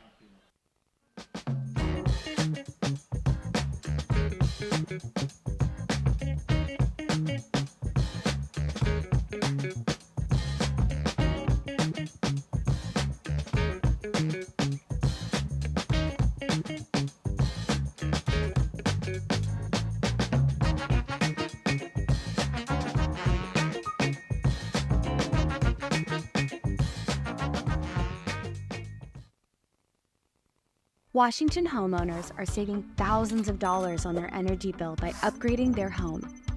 And the best part is, CNGC is giving back even more money when you switch to a more efficient alternative. So you can enjoy increased property value, a higher quality of life with better appliances, and greater comfort for your family. Scan this QR code or go to cngc.com and save money on your energy bill. Choose cooperative. Choose community. Bank with local industrial credit union. Proud Sunday savings sponsor of the Bellingham Bells. If you live, work, or attend school in Washington, you can join a credit union that puts people first. Local decisions, personalized service, and a real commitment to our community. Learn more at industrialcu.com. Federally insured by the NCUA. Seventh inning of this ball game, 3 of 3 in a 3-game set between the Victoria HarbourCats and the Bellingham Bells. It's a 3-0 score here. Zen Hill here bringing you the play-by-play commentary here on the Bells YouTube channel. Thanks for joining us wherever you're watching from. Saw yesterday that there's people watching from New Zealand, Colorado, California, all over the place. Thanks for tuning in. Whether you're rooting for the HarbourCats or Bells, we just welcome you here. Watch some baseball here in the West Coast League. And right now, 3-0 the lead for the home team. Bells looking for a sweep over Victoria. Roan Klein starting the 7th for the visiting HarbourCats. Klein 1 of 2 in the game with a single and a strikeout.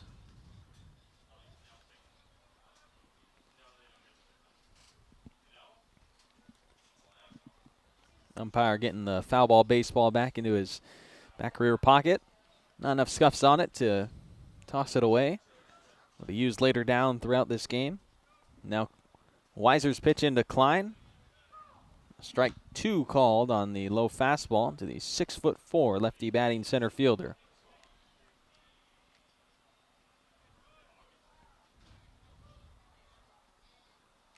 Weiser's got himself 3 strikeouts so far through 6 outs gained in relief. Here's an 0-2. No chase on the outside miss. So far, Weiser yet to allow a base runner. He's cruising through his 2 relief innings. HarbourCats trying to get to him, down 3 runs.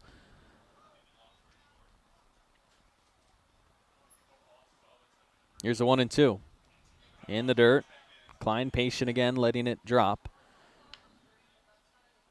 San Jose State sophomore headed into his junior year, following a .252 batting average in 45 games with the Spartans. Was his first year there after beginning his collegiate career at the University of Utah, where he only made 2 appearances, starting once for the Utes.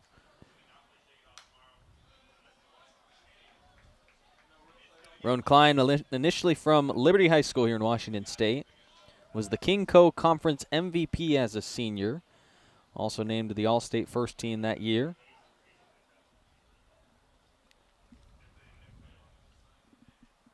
2-2, the count on him, the leadoff man here in the 7th.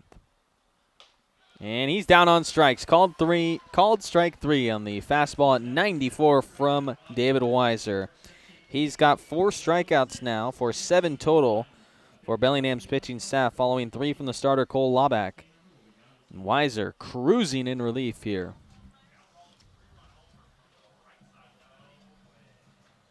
Michael Rada, the first baseman. Well, he can't hit into a double play if there's no base runners on. 4 double plays of his last 6 at-bats. He's 0 of 6 in his last 6 here in Bellingham. This one a grounder to Peschke, the third baseman. And Rada is put away on the 5-3 putout.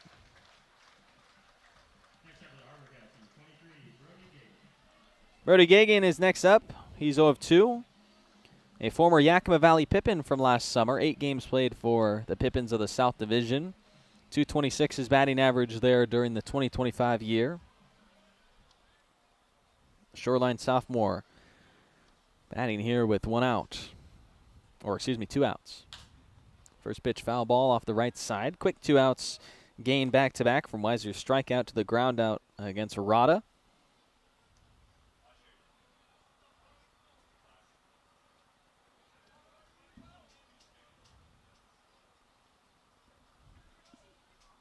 Oh, 0-1 from Weiser. Low strike given to the right-hander. Weiser looking for another 1-2-3 frame here with 2 down. Went 1-2-3 in the 5th, 6th, and now 2 up, 2 down in the 7th. 0-2 the count on Gagan. The pitch from Weiser. Hit out to left field through the 5-6 gap, and that gets through for a single. The first hit for the HarbourCats since the leadoff man in the 4th inning. First base runner against David Weiser. It's a 2-out single for Brody Gagan.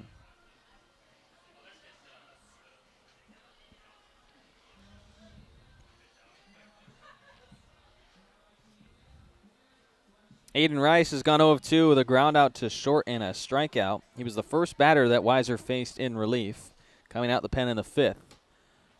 Now here against Weiser, the 92-mile-an-hour fastball is upstairs to begin the at-bat against Victoria's third baseman.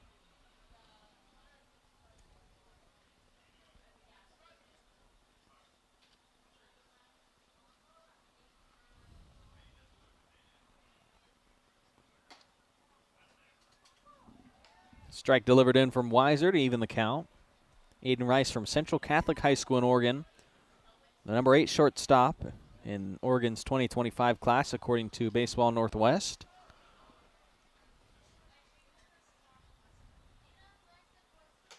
One and one from Weiser, dotted in once again.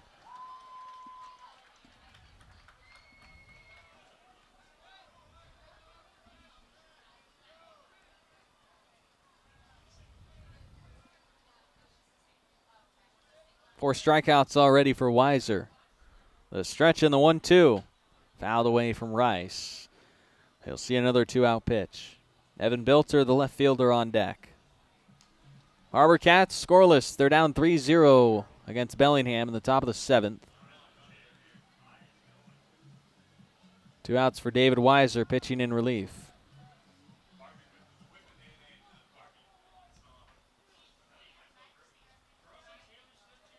The 1-2. Rice thought about going, but the appeal on the check swing unsuccessful, so it'll even the count.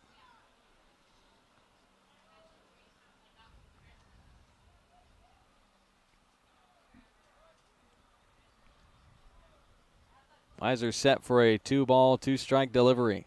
It comes home for the right-hander. Bounced up the middle off of Weiser's glove. His glove falls off. Now his throw. A bouncer to first. Johnson digs it out. That's some way to get a 1-3 putout to finish your third scoreless inning. Weiser knocking it down. That one was headed for the gap, but he robs the base hit, strands the base runner. We will stretch with a 3-0 Bellingham lead.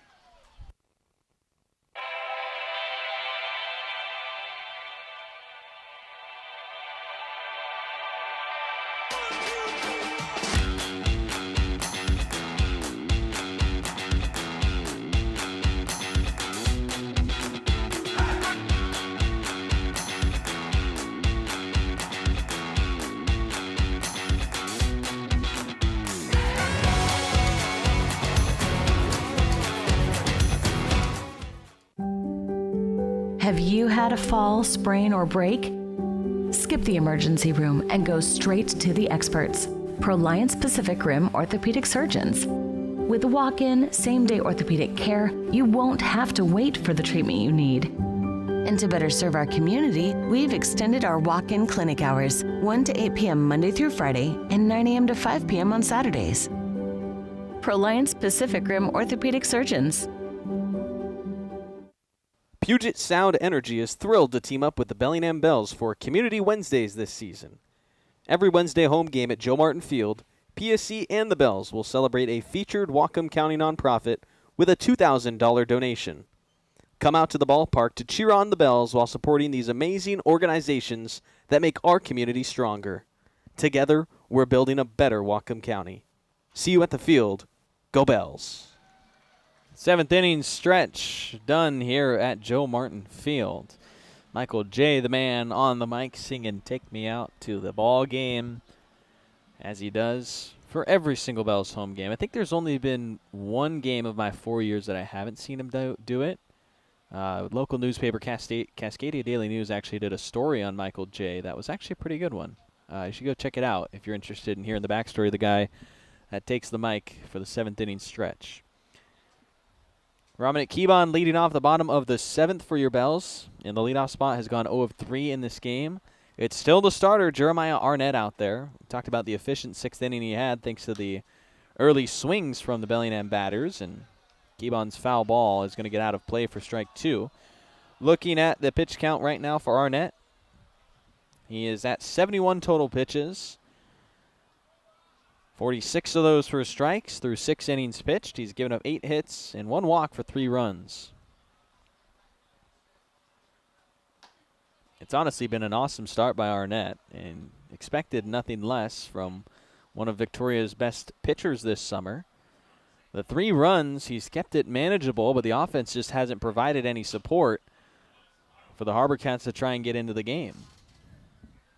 They're down by 3 still. Keybon fouling away the 1-2 pitch to stay alive. Leadoff left fielder for Bellingham here in the inning.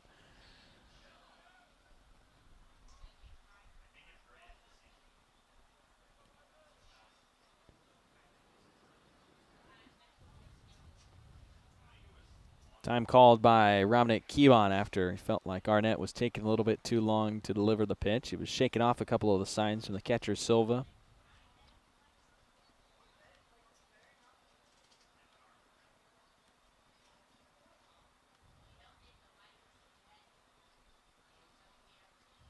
One and two, once again tipped foul by Keybon.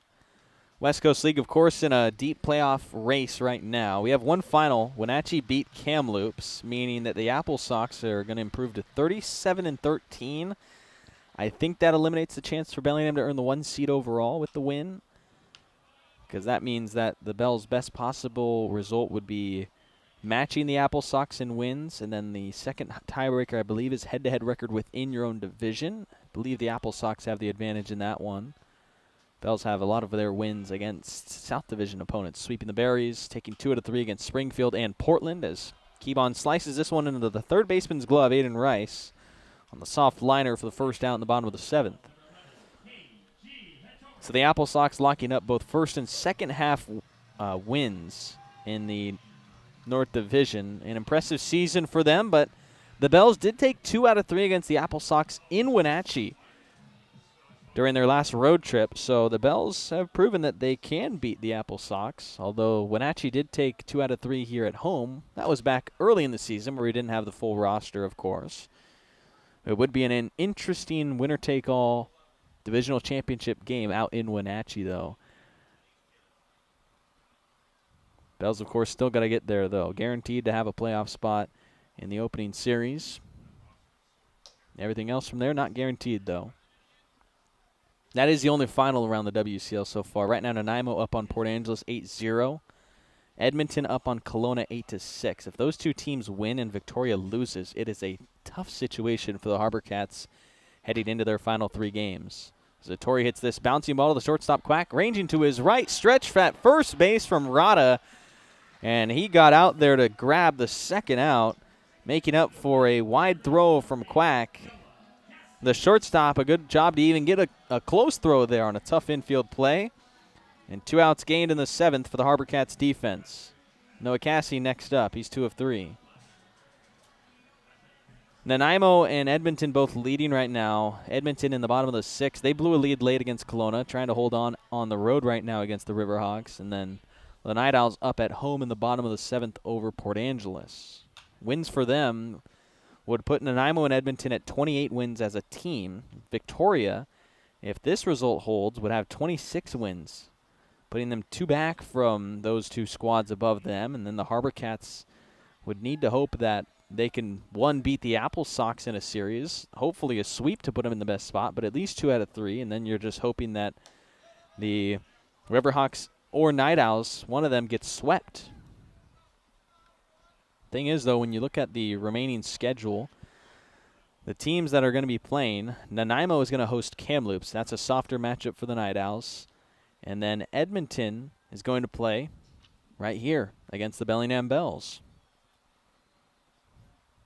There's a chance maybe the Bells, if they stay hot, could help out Victoria later in this week. But right now the HarbourCats not in a great spot. Cassie not in a great spot there, taking 3 pitches for his strikeout, and he goes down looking for a 1-2-3-7 toss by the starter, Jeremiah Arnett, who has performed magnificently for these HarbourCats. We're into the 8th. It's 3-0 Bellingham in front of Victoria. Need a break from everything? Escape to a place where anything is possible and the fun never stops. At Silver Reef Casino Resort, you'll discover world-class dining, championship caliber golf, a full sports book and bar, over 1,000 top-rated slots and table games, and so much more. Come join the fun and see why we've been consistently rated one of the region's top destinations. Visit silverreefcasino.com to book your stay and discover all the exciting events and promotions we have in store for you. Silver Reef Casino Resort, located off I-5, exit 260.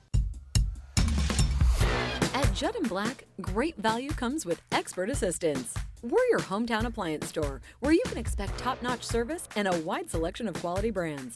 When you walk into a Judd & Black showroom, you can expect to see a very friendly face that's ready to help and figure out what you need. Enjoy a shopping experience big box stores can't offer. Talk to an appliance expert at your hometown appliance store for over 85 years. Judd & Black. When pain or injury slows you down, Peace Health Orthopedics, Sports Medicine, Foot and Ankle, and Trauma Services are here to help. Our experienced orthopedic team cares for bones, joints, and muscles, offering personalized treatment and same-day appointments. From everyday aches to unexpected injuries and joint replacement, Peace Health helps you move better, feel stronger, and get back to your life. Learn more about Peace Health Orthopedics at peacehealth.org. That's peacehealth.org.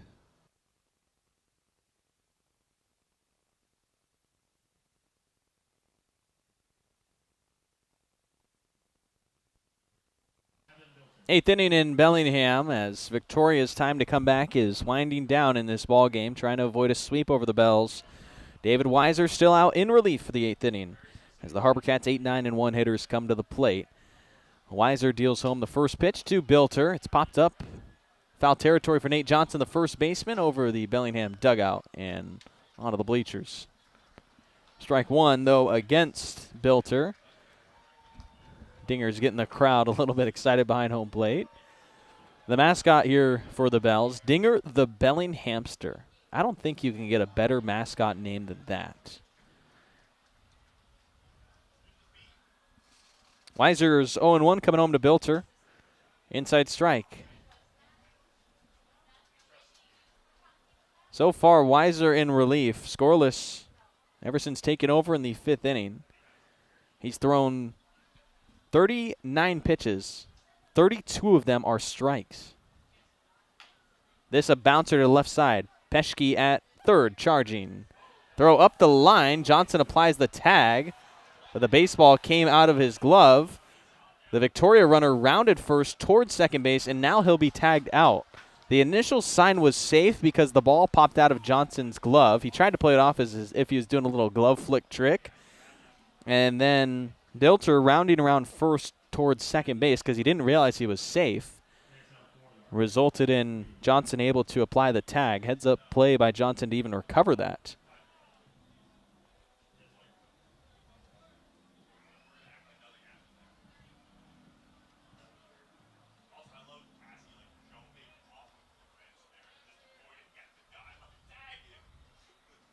Riley Quack now up. Check swing on the first one to him. Strike one. Weiser continues to pound the strike zone.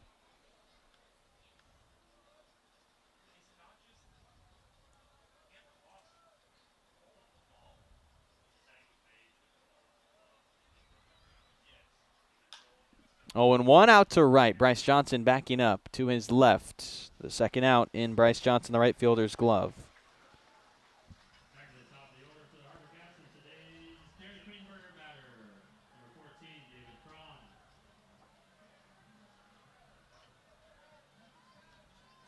Top of the order in David Cron.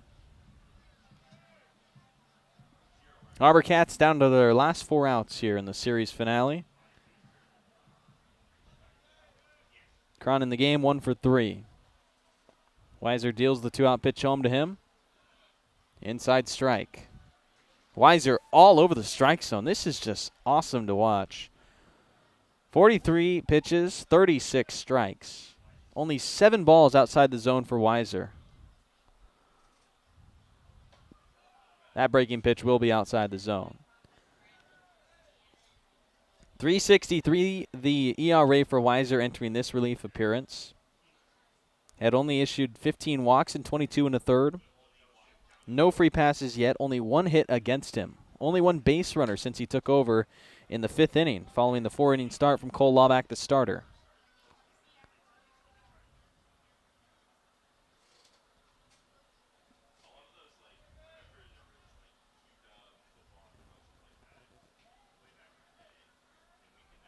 Braun, his last 2 times up, has grounded out to the third baseman, Peschke. Now on a 1-2 to him. He hits a foul ball back. Stay alive. Ball in 2 strikes with 2 outs on Cron. A former Edmonton Riverhawk for 2 years. Limited time played in the Riverhawks team system, though, those 2 seasons. 40 games played with the HarbourCats this summer. David Weiser on the mound, dealing to him in a 1-2. High fly ball out to left, but he got under it. Keybon towards the foul line, making a running catch in left field to finish a 1-2-3-8. David Weiser take about 4 innings of relief, all scoreless, only 1 base runner across them. It's 3-0 entering the bottom of the 8th inning. What's up, Bells fans? Dr. Mar here from Everstrong Therapy, the sports and performance physical therapists and rehab professionals right here in Bellingham. We are so proud to continue being the official training and rehab partner of the Bellingham Bells, making sure our boys are safe and moving their best throughout the season. So remember, when you're ready to rehab like a professional athlete, come see us at Everstrong, and we'll see you soon. Thanks so much, stay Everstrong, and go Bells.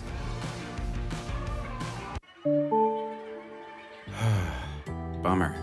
This never happens at a convenient time, does it? It's always while you're hustling to meet a deadline or trying to enjoy the game. If only there were a way to outsource this and get back to what you were doing. Well, as a matter of fact, there is. Team Technology is local and employee-owned, balancing ease of access with security and compliance for the cloud and on-premise systems of small and large businesses alike. Connect with Team Technology and see how technology is easier with a team. Choose cooperative. Choose community. Bank with Local Industrial Credit Union. Proud Sunday savings sponsor of the Bellingham Bells. If you live, work, or attend school in Washington, you can join a credit union that puts people first. Local decisions, personalized service, and a real commitment to our community.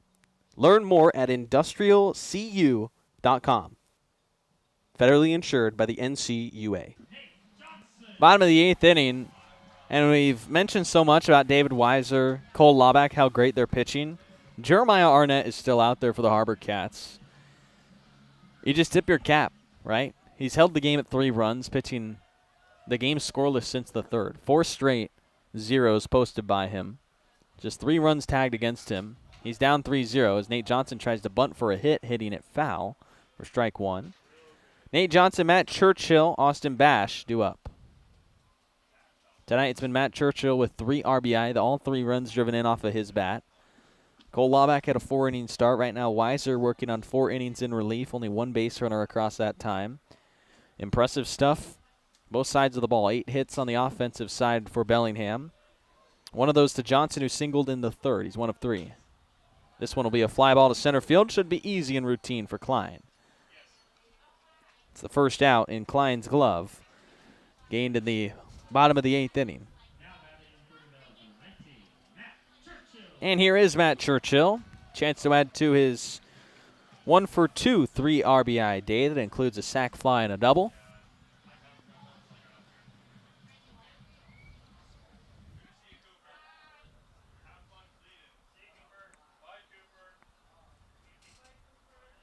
Arnett dealing with 1 out.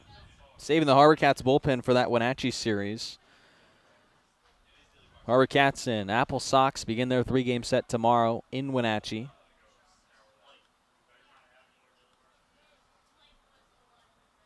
After the first pitch missed to Matt Churchill, it's a 1-0. Another miss, 2 balls, no strikes. Apple Sox and HarbourCats play at 6:35 Monday, Tuesday, and Wednesday. Paul Thomas Senior Stadium, Wenatchee Valley Community College. Churchill fouling away the 2-0 in a hitter's count, so strike 1. Arnett, 85 pitches right now, for the HarbourCats. 7 1/3 tossed, facing Matt Churchill in a 2-1 count. Churchill nearly tagged him for a homer his last time up, but ended up striking out looking. This one he hits well out to left field. Back is Bilter. This is going to hit off the top of the wall. Churchill takes a look at second base. About halfway there, though, he'll turn around. Now having to get back to the bag, he slides in safe. It's Churchill's second hit. I mean, he nearly cleared that one. 347 feet went right off the top of the wall. If he gets any more launch angle than the 20 degrees he had, we're talking about a home run for Matt Churchill. 97 miles an hour off the bat. Now Austin Bash is the next man up. Swinging at the first pitch and missing. So Bash has seen 4 at-bats now as a Bellingham Bell. He swung at the first pitch all 4 times. His first 3 times he made contact and was put out. Now he'll finally see a second pitch. And he bounces it to the right side into right field. And Austin Bash picks up the single with 1 out. His first home game. And he records his first hit coming in the 8th. Bash on the road did have 2 hits in the 3 games he played for the Bellingham Bells. But here at home, that's his first hit in front of this large crowd at Joe Martin Field on a Sunday afternoon. 2 runners on for Tyler Peschke. The starter Arnett still out there for the HarbourCats.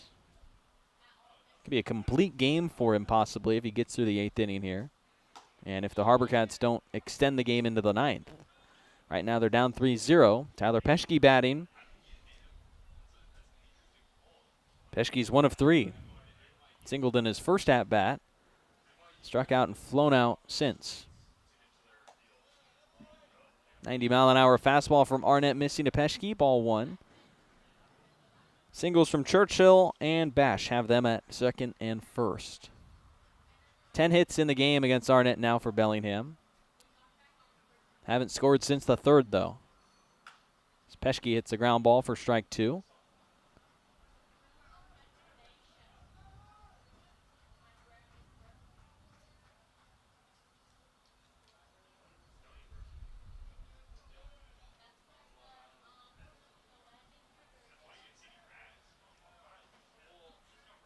Peschke in a 1-2 count after that foul ball. With 1 out, he hits it on the ground, out into right field. Churchill going to be held at third base, so the bases are juiced up for Ty Rusco. 3 straight 1-out singles. I wonder if that rug is going to be pulled out from the starter, Arnett, but he's still out there. 92 pitches for the right-hander. They will take a mound visit here to him, though.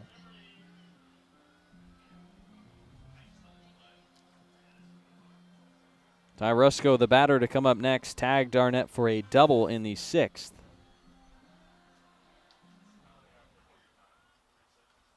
HarbourCats pitching coach is Zachary Swanson. Their full coaching staff, led by Todd Haney, includes the first base coach Troy Brittwhistle, and assistant coaches Carson Myers, Steve Sinclair, and Darius Back. Swanson out there chatting with Arnett.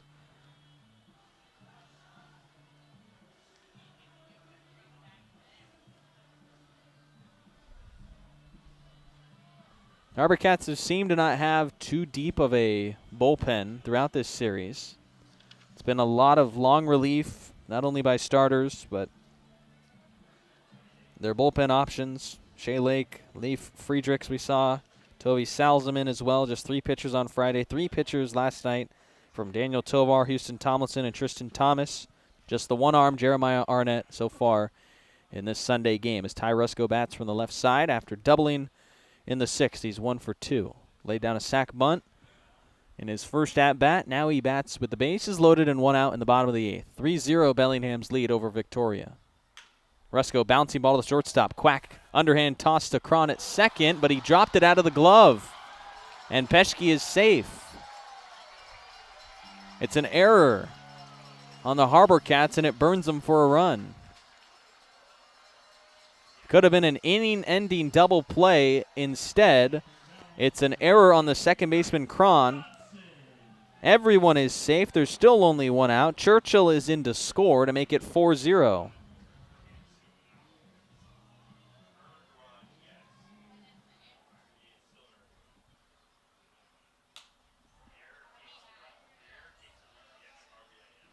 Johnson with a foul ball to begin his at-bat.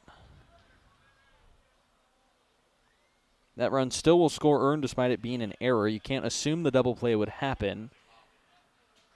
And since the bases were loaded, that's why it's earned against Arnett. So 4 earned runs against the starter now. 11 hits, 2 errors on the HarbourCats defense. Now Bryce Johnson batting with the bases loaded.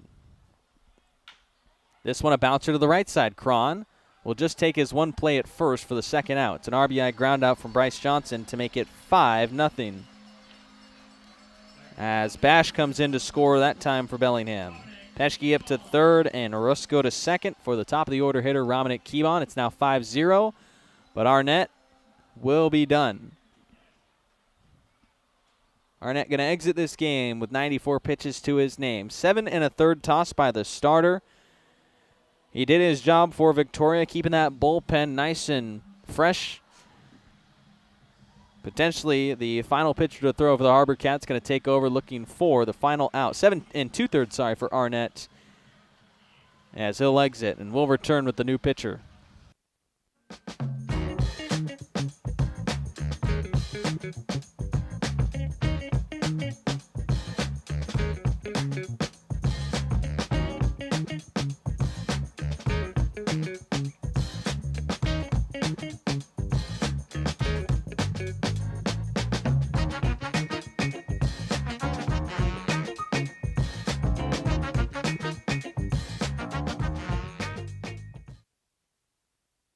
Washington homeowners are saving thousands of dollars on their energy bill by upgrading their home. And the best part is, CNGC is giving back even more money when you switch to a more efficient alternative. So you can enjoy increased property value, a higher quality of life with better appliances, and greater comfort for your family. Scan this QR code or go to cngc.com and save money on your energy bill.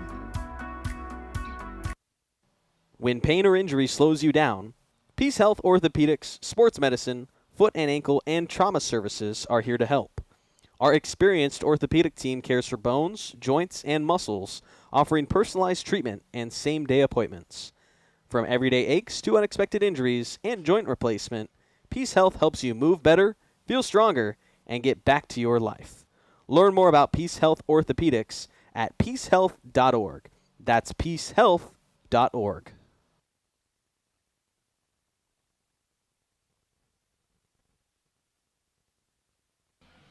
So the HarbourCats are into their bullpen for the first time in tonight's game. It's not going to be a complete game from Arnett. He's 1 out shy of that. 96 pitches, and he exits. Davis Lee will relieve him, inheriting runners at second and third base for Bellingham. Lee takes over against Ramonic Kibon, top of the order. So instead of a 5th time facing Arnett, who had retired Kibon 4 times, it'll be a new pitcher. I think the move more likely made just because of the pitch count rather than because of the matchup or 5th time through the order. 7 2/3 toss by the starter, Arnett. He allows 5 runs, 4 of those being earned. 11 hits surrendered against him. Only 1 walk issued with 4 strikeouts. Kibon at the plate, down 0-2 early, but takes ball 1 from Lee. So now 1-2.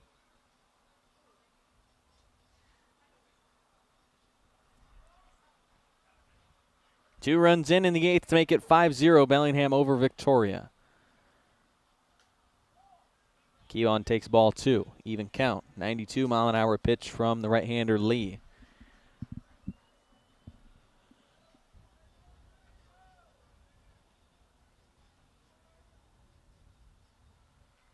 Two. Kibon stays alive, slicing it off the left side.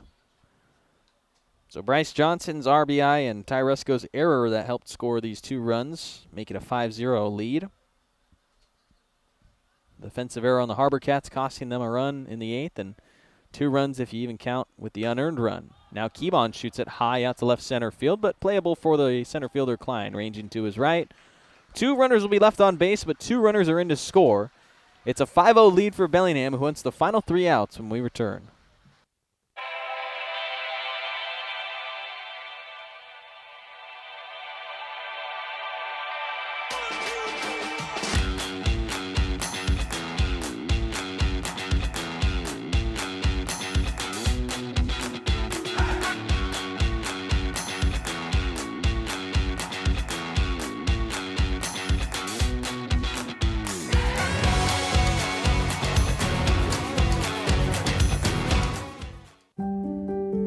Have you had a fall, sprain, or break? Skip the emergency room and go straight to the experts, Proliance Pacific Rim orthopedic surgeons. With walk-in, same-day orthopedic care, you won't have to wait for the treatment you need. And to better serve our community, we've extended our walk-in clinic hours, 1 to 8 p.m. Monday through Friday and 9 a.m. to 5 p.m. on Saturdays. Proliance Pacific Rim orthopedic surgeons. Puget Sound Energy is thrilled to team up with the Bellingham Bells for Community Wednesdays this season. Every Wednesday home game at Joe Martin Field, PSC and the Bells will celebrate a featured Whatcom County nonprofit with a $2,000 donation. Come out to the ballpark to cheer on the Bells while supporting these amazing organizations that make our community stronger. Together, we're building a better Whatcom County. See you at the field. Go Bells. So it's the final inning of Game 3 between the Bellingham Bells and the Victoria HarbourCats. Right now, the HarbourCats down by 5. The game got a little bit more out of reach for Victoria with the 2-run 8th inning. It's now a 5-run difference with the HarbourCats down to their last 3 outs. Bellingham trying to get a sweep to take 8 straight wins. Sweep over the Berries their last time in a 3-game series. That was on the road, but here at home, they've taken the first 2 against Victoria. 3 outs for David Weiser to cap off the sweep of the 5-0 lead. Swing and a miss on the first pitch from David Weiser into Jacob Silva. Weiser, unbelievable in relief so far. Took over in the 5th. He has 4 strikeouts with only 1 hit allowed, only 1 base runner total through that time. And he's got 3 outs to earn himself the win. Can't get a win and a save, although he did take over with less than a 3-run lead. Weiser's out there trying to get these final 3 outs to cap himself off a victory. Get the Bells a sweep headed into the 3-game series against Edmonton starting tomorrow at 6:35. Ball outside to Jacob Silva. Silva 2-1.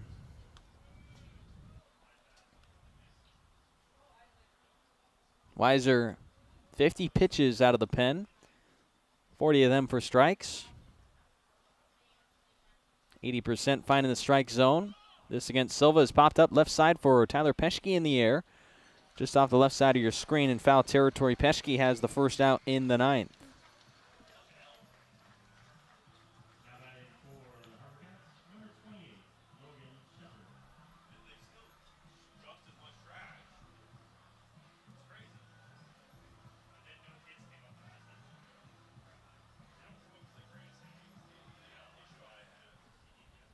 Logan Shepard, the DH, 0 of 2 with 2 strikeouts and a walk.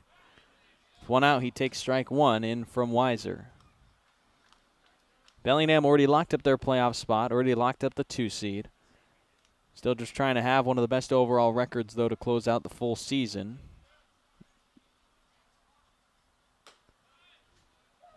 Seven straight wins, 8 of their last 10 for Bellingham.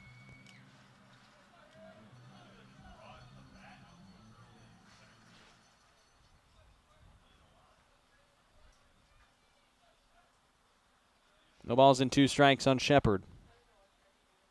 He once again is down on strikes as Weiser picks up a strikeout in the 9th.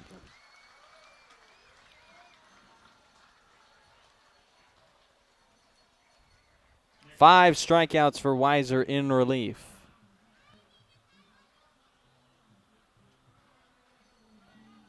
One out away from the series sweep. Roan Klein is the last chance for Victoria.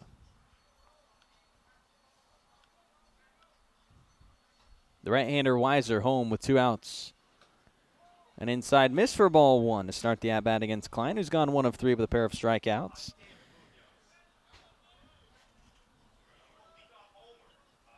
Eight strikeouts for Bellingham's 2 pitchers, Cole Laubach and David Weiser today.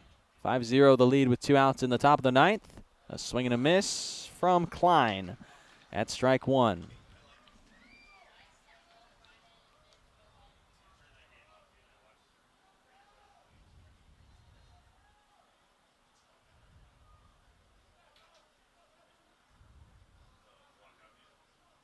Weiser home with his 1-1. Ground ball to the right side, foul for strike 2. Weiser a strike away from capping off this win.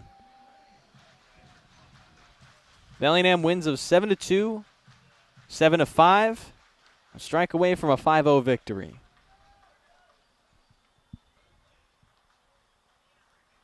Weiser's wind and delivery home with 2 outs.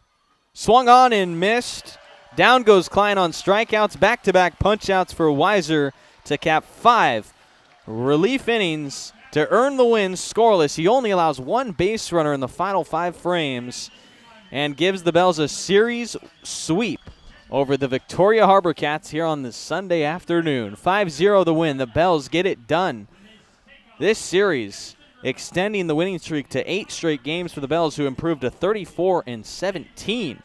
During this series, they locked up a playoff spot. They locked up the number 2 seed, and they send the HarbourCats away from Bellingham with a 26-25 record. The HarbourCats looking like they're probably going to need to sweep Wenatchee to try and get in the playoffs. It's going to be a tough road for these HarbourCats the rest of the way through. We wish them luck on their journey out to Wenatchee. Your Bells, though, will host the Edmonton Riverhawks for 3 straight games starting tomorrow at 6:35. Thanks for joining us today at the ballpark. I'm Zen Hill. We'll be back with post-game stats when we return. Need a break from everything? Escape to a place where anything is possible and the fun never stops. At Silver Reef Casino Resort, you'll discover world-class dining, championship caliber golf, a full sports book and bar, over 1,000 top-rated slots and table games, and so much more. Come join the fun and see why we've been consistently rated one of the region's top destinations. Visit silverreefcasino.com to book your stay and discover all the exciting events and promotions we have in store for you. Silver Reef Casino Resort, located off I-5, exit 260. At Judd & Black, great value comes with expert assistance. We're your hometown appliance store, where you can expect top-notch service and a wide selection of quality brands. When you walk into a Judd & Black showroom, you can expect to see a very friendly face that's ready to help and figure out what you need. Enjoy a shopping experience big box stores can't offer. Talk to an appliance expert at your hometown appliance store for over 85 years. Judd & Black. What's up, Bells fans? Dr. Amar here from Everstrong Therapy, the sports and performance physical therapists and rehab professionals right here in Bellingham. We are so proud to continue being the official training and rehab partner of the Bellingham Bells, making sure our boys are safe and moving their best throughout the season. So remember, when you're ready to rehab like a professional athlete, come see us at Everstrong, and we'll see you soon. Thanks so much, stay Everstrong, and go Bells.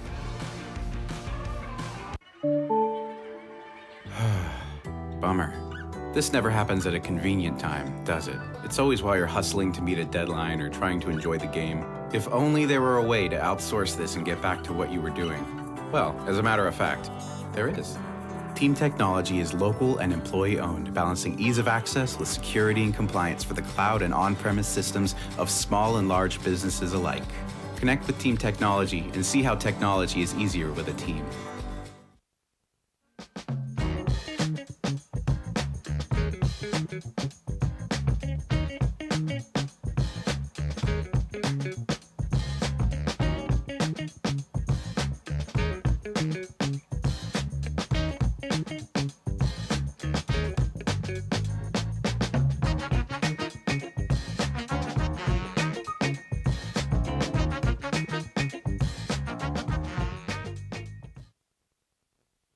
Washington homeowners are saving thousands of dollars on their energy bill by upgrading their home. And the best part is, CNGC is giving back even more money when you switch to a more efficient alternative. So you can enjoy increased property value, a higher quality of life with better appliances, and greater comfort for your family. Scan this QR code or go to cngc.com and save money on your energy bill. Back here in Bellingham after a 5-0 win for the Bells over the Victoria HarbourCats to take a series sweep over the visiting HarbourCats. What an awesome 3-game series for Bellingham. 7-2 win on Friday, 7-5 last night, 5-0, a shutout victory tonight. David Weiser, what an awesome relief outing for Weiser. He comes in relief, pitches the final 5 frames for the Bells to cap off the win. He had 6 strikeouts, only allowing 1 base runner since the 5th inning. Only 1 hit surrendered. He's your Terry Stash State Farm player of the game. David Weiser, the UC Davis commit, following up a 4-inning start from Cole Laubach, who did not allow a run either, the 2-man shutout. Matt Churchill offensively led Bellingham, going 2 of 3 with a run and 3 RBI. Bells also had an RBI from Ty Rusko, who was 1 of 3 with a double. Noah Cassie and Tyler Peschke both picked up a pair of hits, Cassie scoring twice. Peschke, the third baseman, just as 2 hits as the counting stats for him. The offense as a whole had 11 hits tonight. Bellingham's offense, one of the best in the league when it comes to just batting average. Runs scored as well. And it has really shown so far over these last couple of games. Throughout the winning streak, through the 8 games, of course you need offense to go on a winning streak, but the offense, a lot of double-digit scoring outings when they faced Wenatchee and Marion. No double digits here at home. Of course, always harder to score runs here at Joe Martin Field, very pitcher-friendly ballpark. But still enough runs to get things done. 5 runs tonight to take the 5-0 win, sweeping the HarbourCats. HarbourCats had just 4 hits from Roan Klein, Carter Germain. Or excuse me, that's not Carter Germain. It was, I think they put in the wrong guy, actually. It's Gagan. They need to get those stats fixed on there. So Gagan going 1 of 3, Quack going 1 of 3, Cron going 1 of 4 for the 4 hits. Only 1 walk drawn, 8 strikeouts by the HarbourCats at the plate. Bellingham will host Edmonton for 3 straight games. Next up for them, let's look around the league right now. We mentioned the 5-1 win for the Apple Sox. Night Owls up 8-0 in the top of the 9th. Lefties down to their last couple of chances against the Nimo. And then it is Edmonton leading Kelowna 8-7. If all those results hold, the Victoria HarbourCats are going to be 2 games out of a playoff spot. The only other game that's just about to get started is Springfield and Ridgefield. Other games tonight, 5:05 Corvallis hosting Yakima. 5:05 Bend hosting Marion. 7:05 Walla Walla hosting Portland. We'll see everyone tomorrow for a 3-game series against the Edmonton Riverhawks. The Bells started off with a 6:35 start time tomorrow night. We'll have a firework night on the 5th of August to close out the regular season. All 3 games upcoming over the next 3 days start at 6:35. You can catch it here on the Bells YouTube channel. You can also catch our playoff games on the YouTube channel. Game 1 will be on the road, though, so catch that game on whatever the visitor team ends up being out there.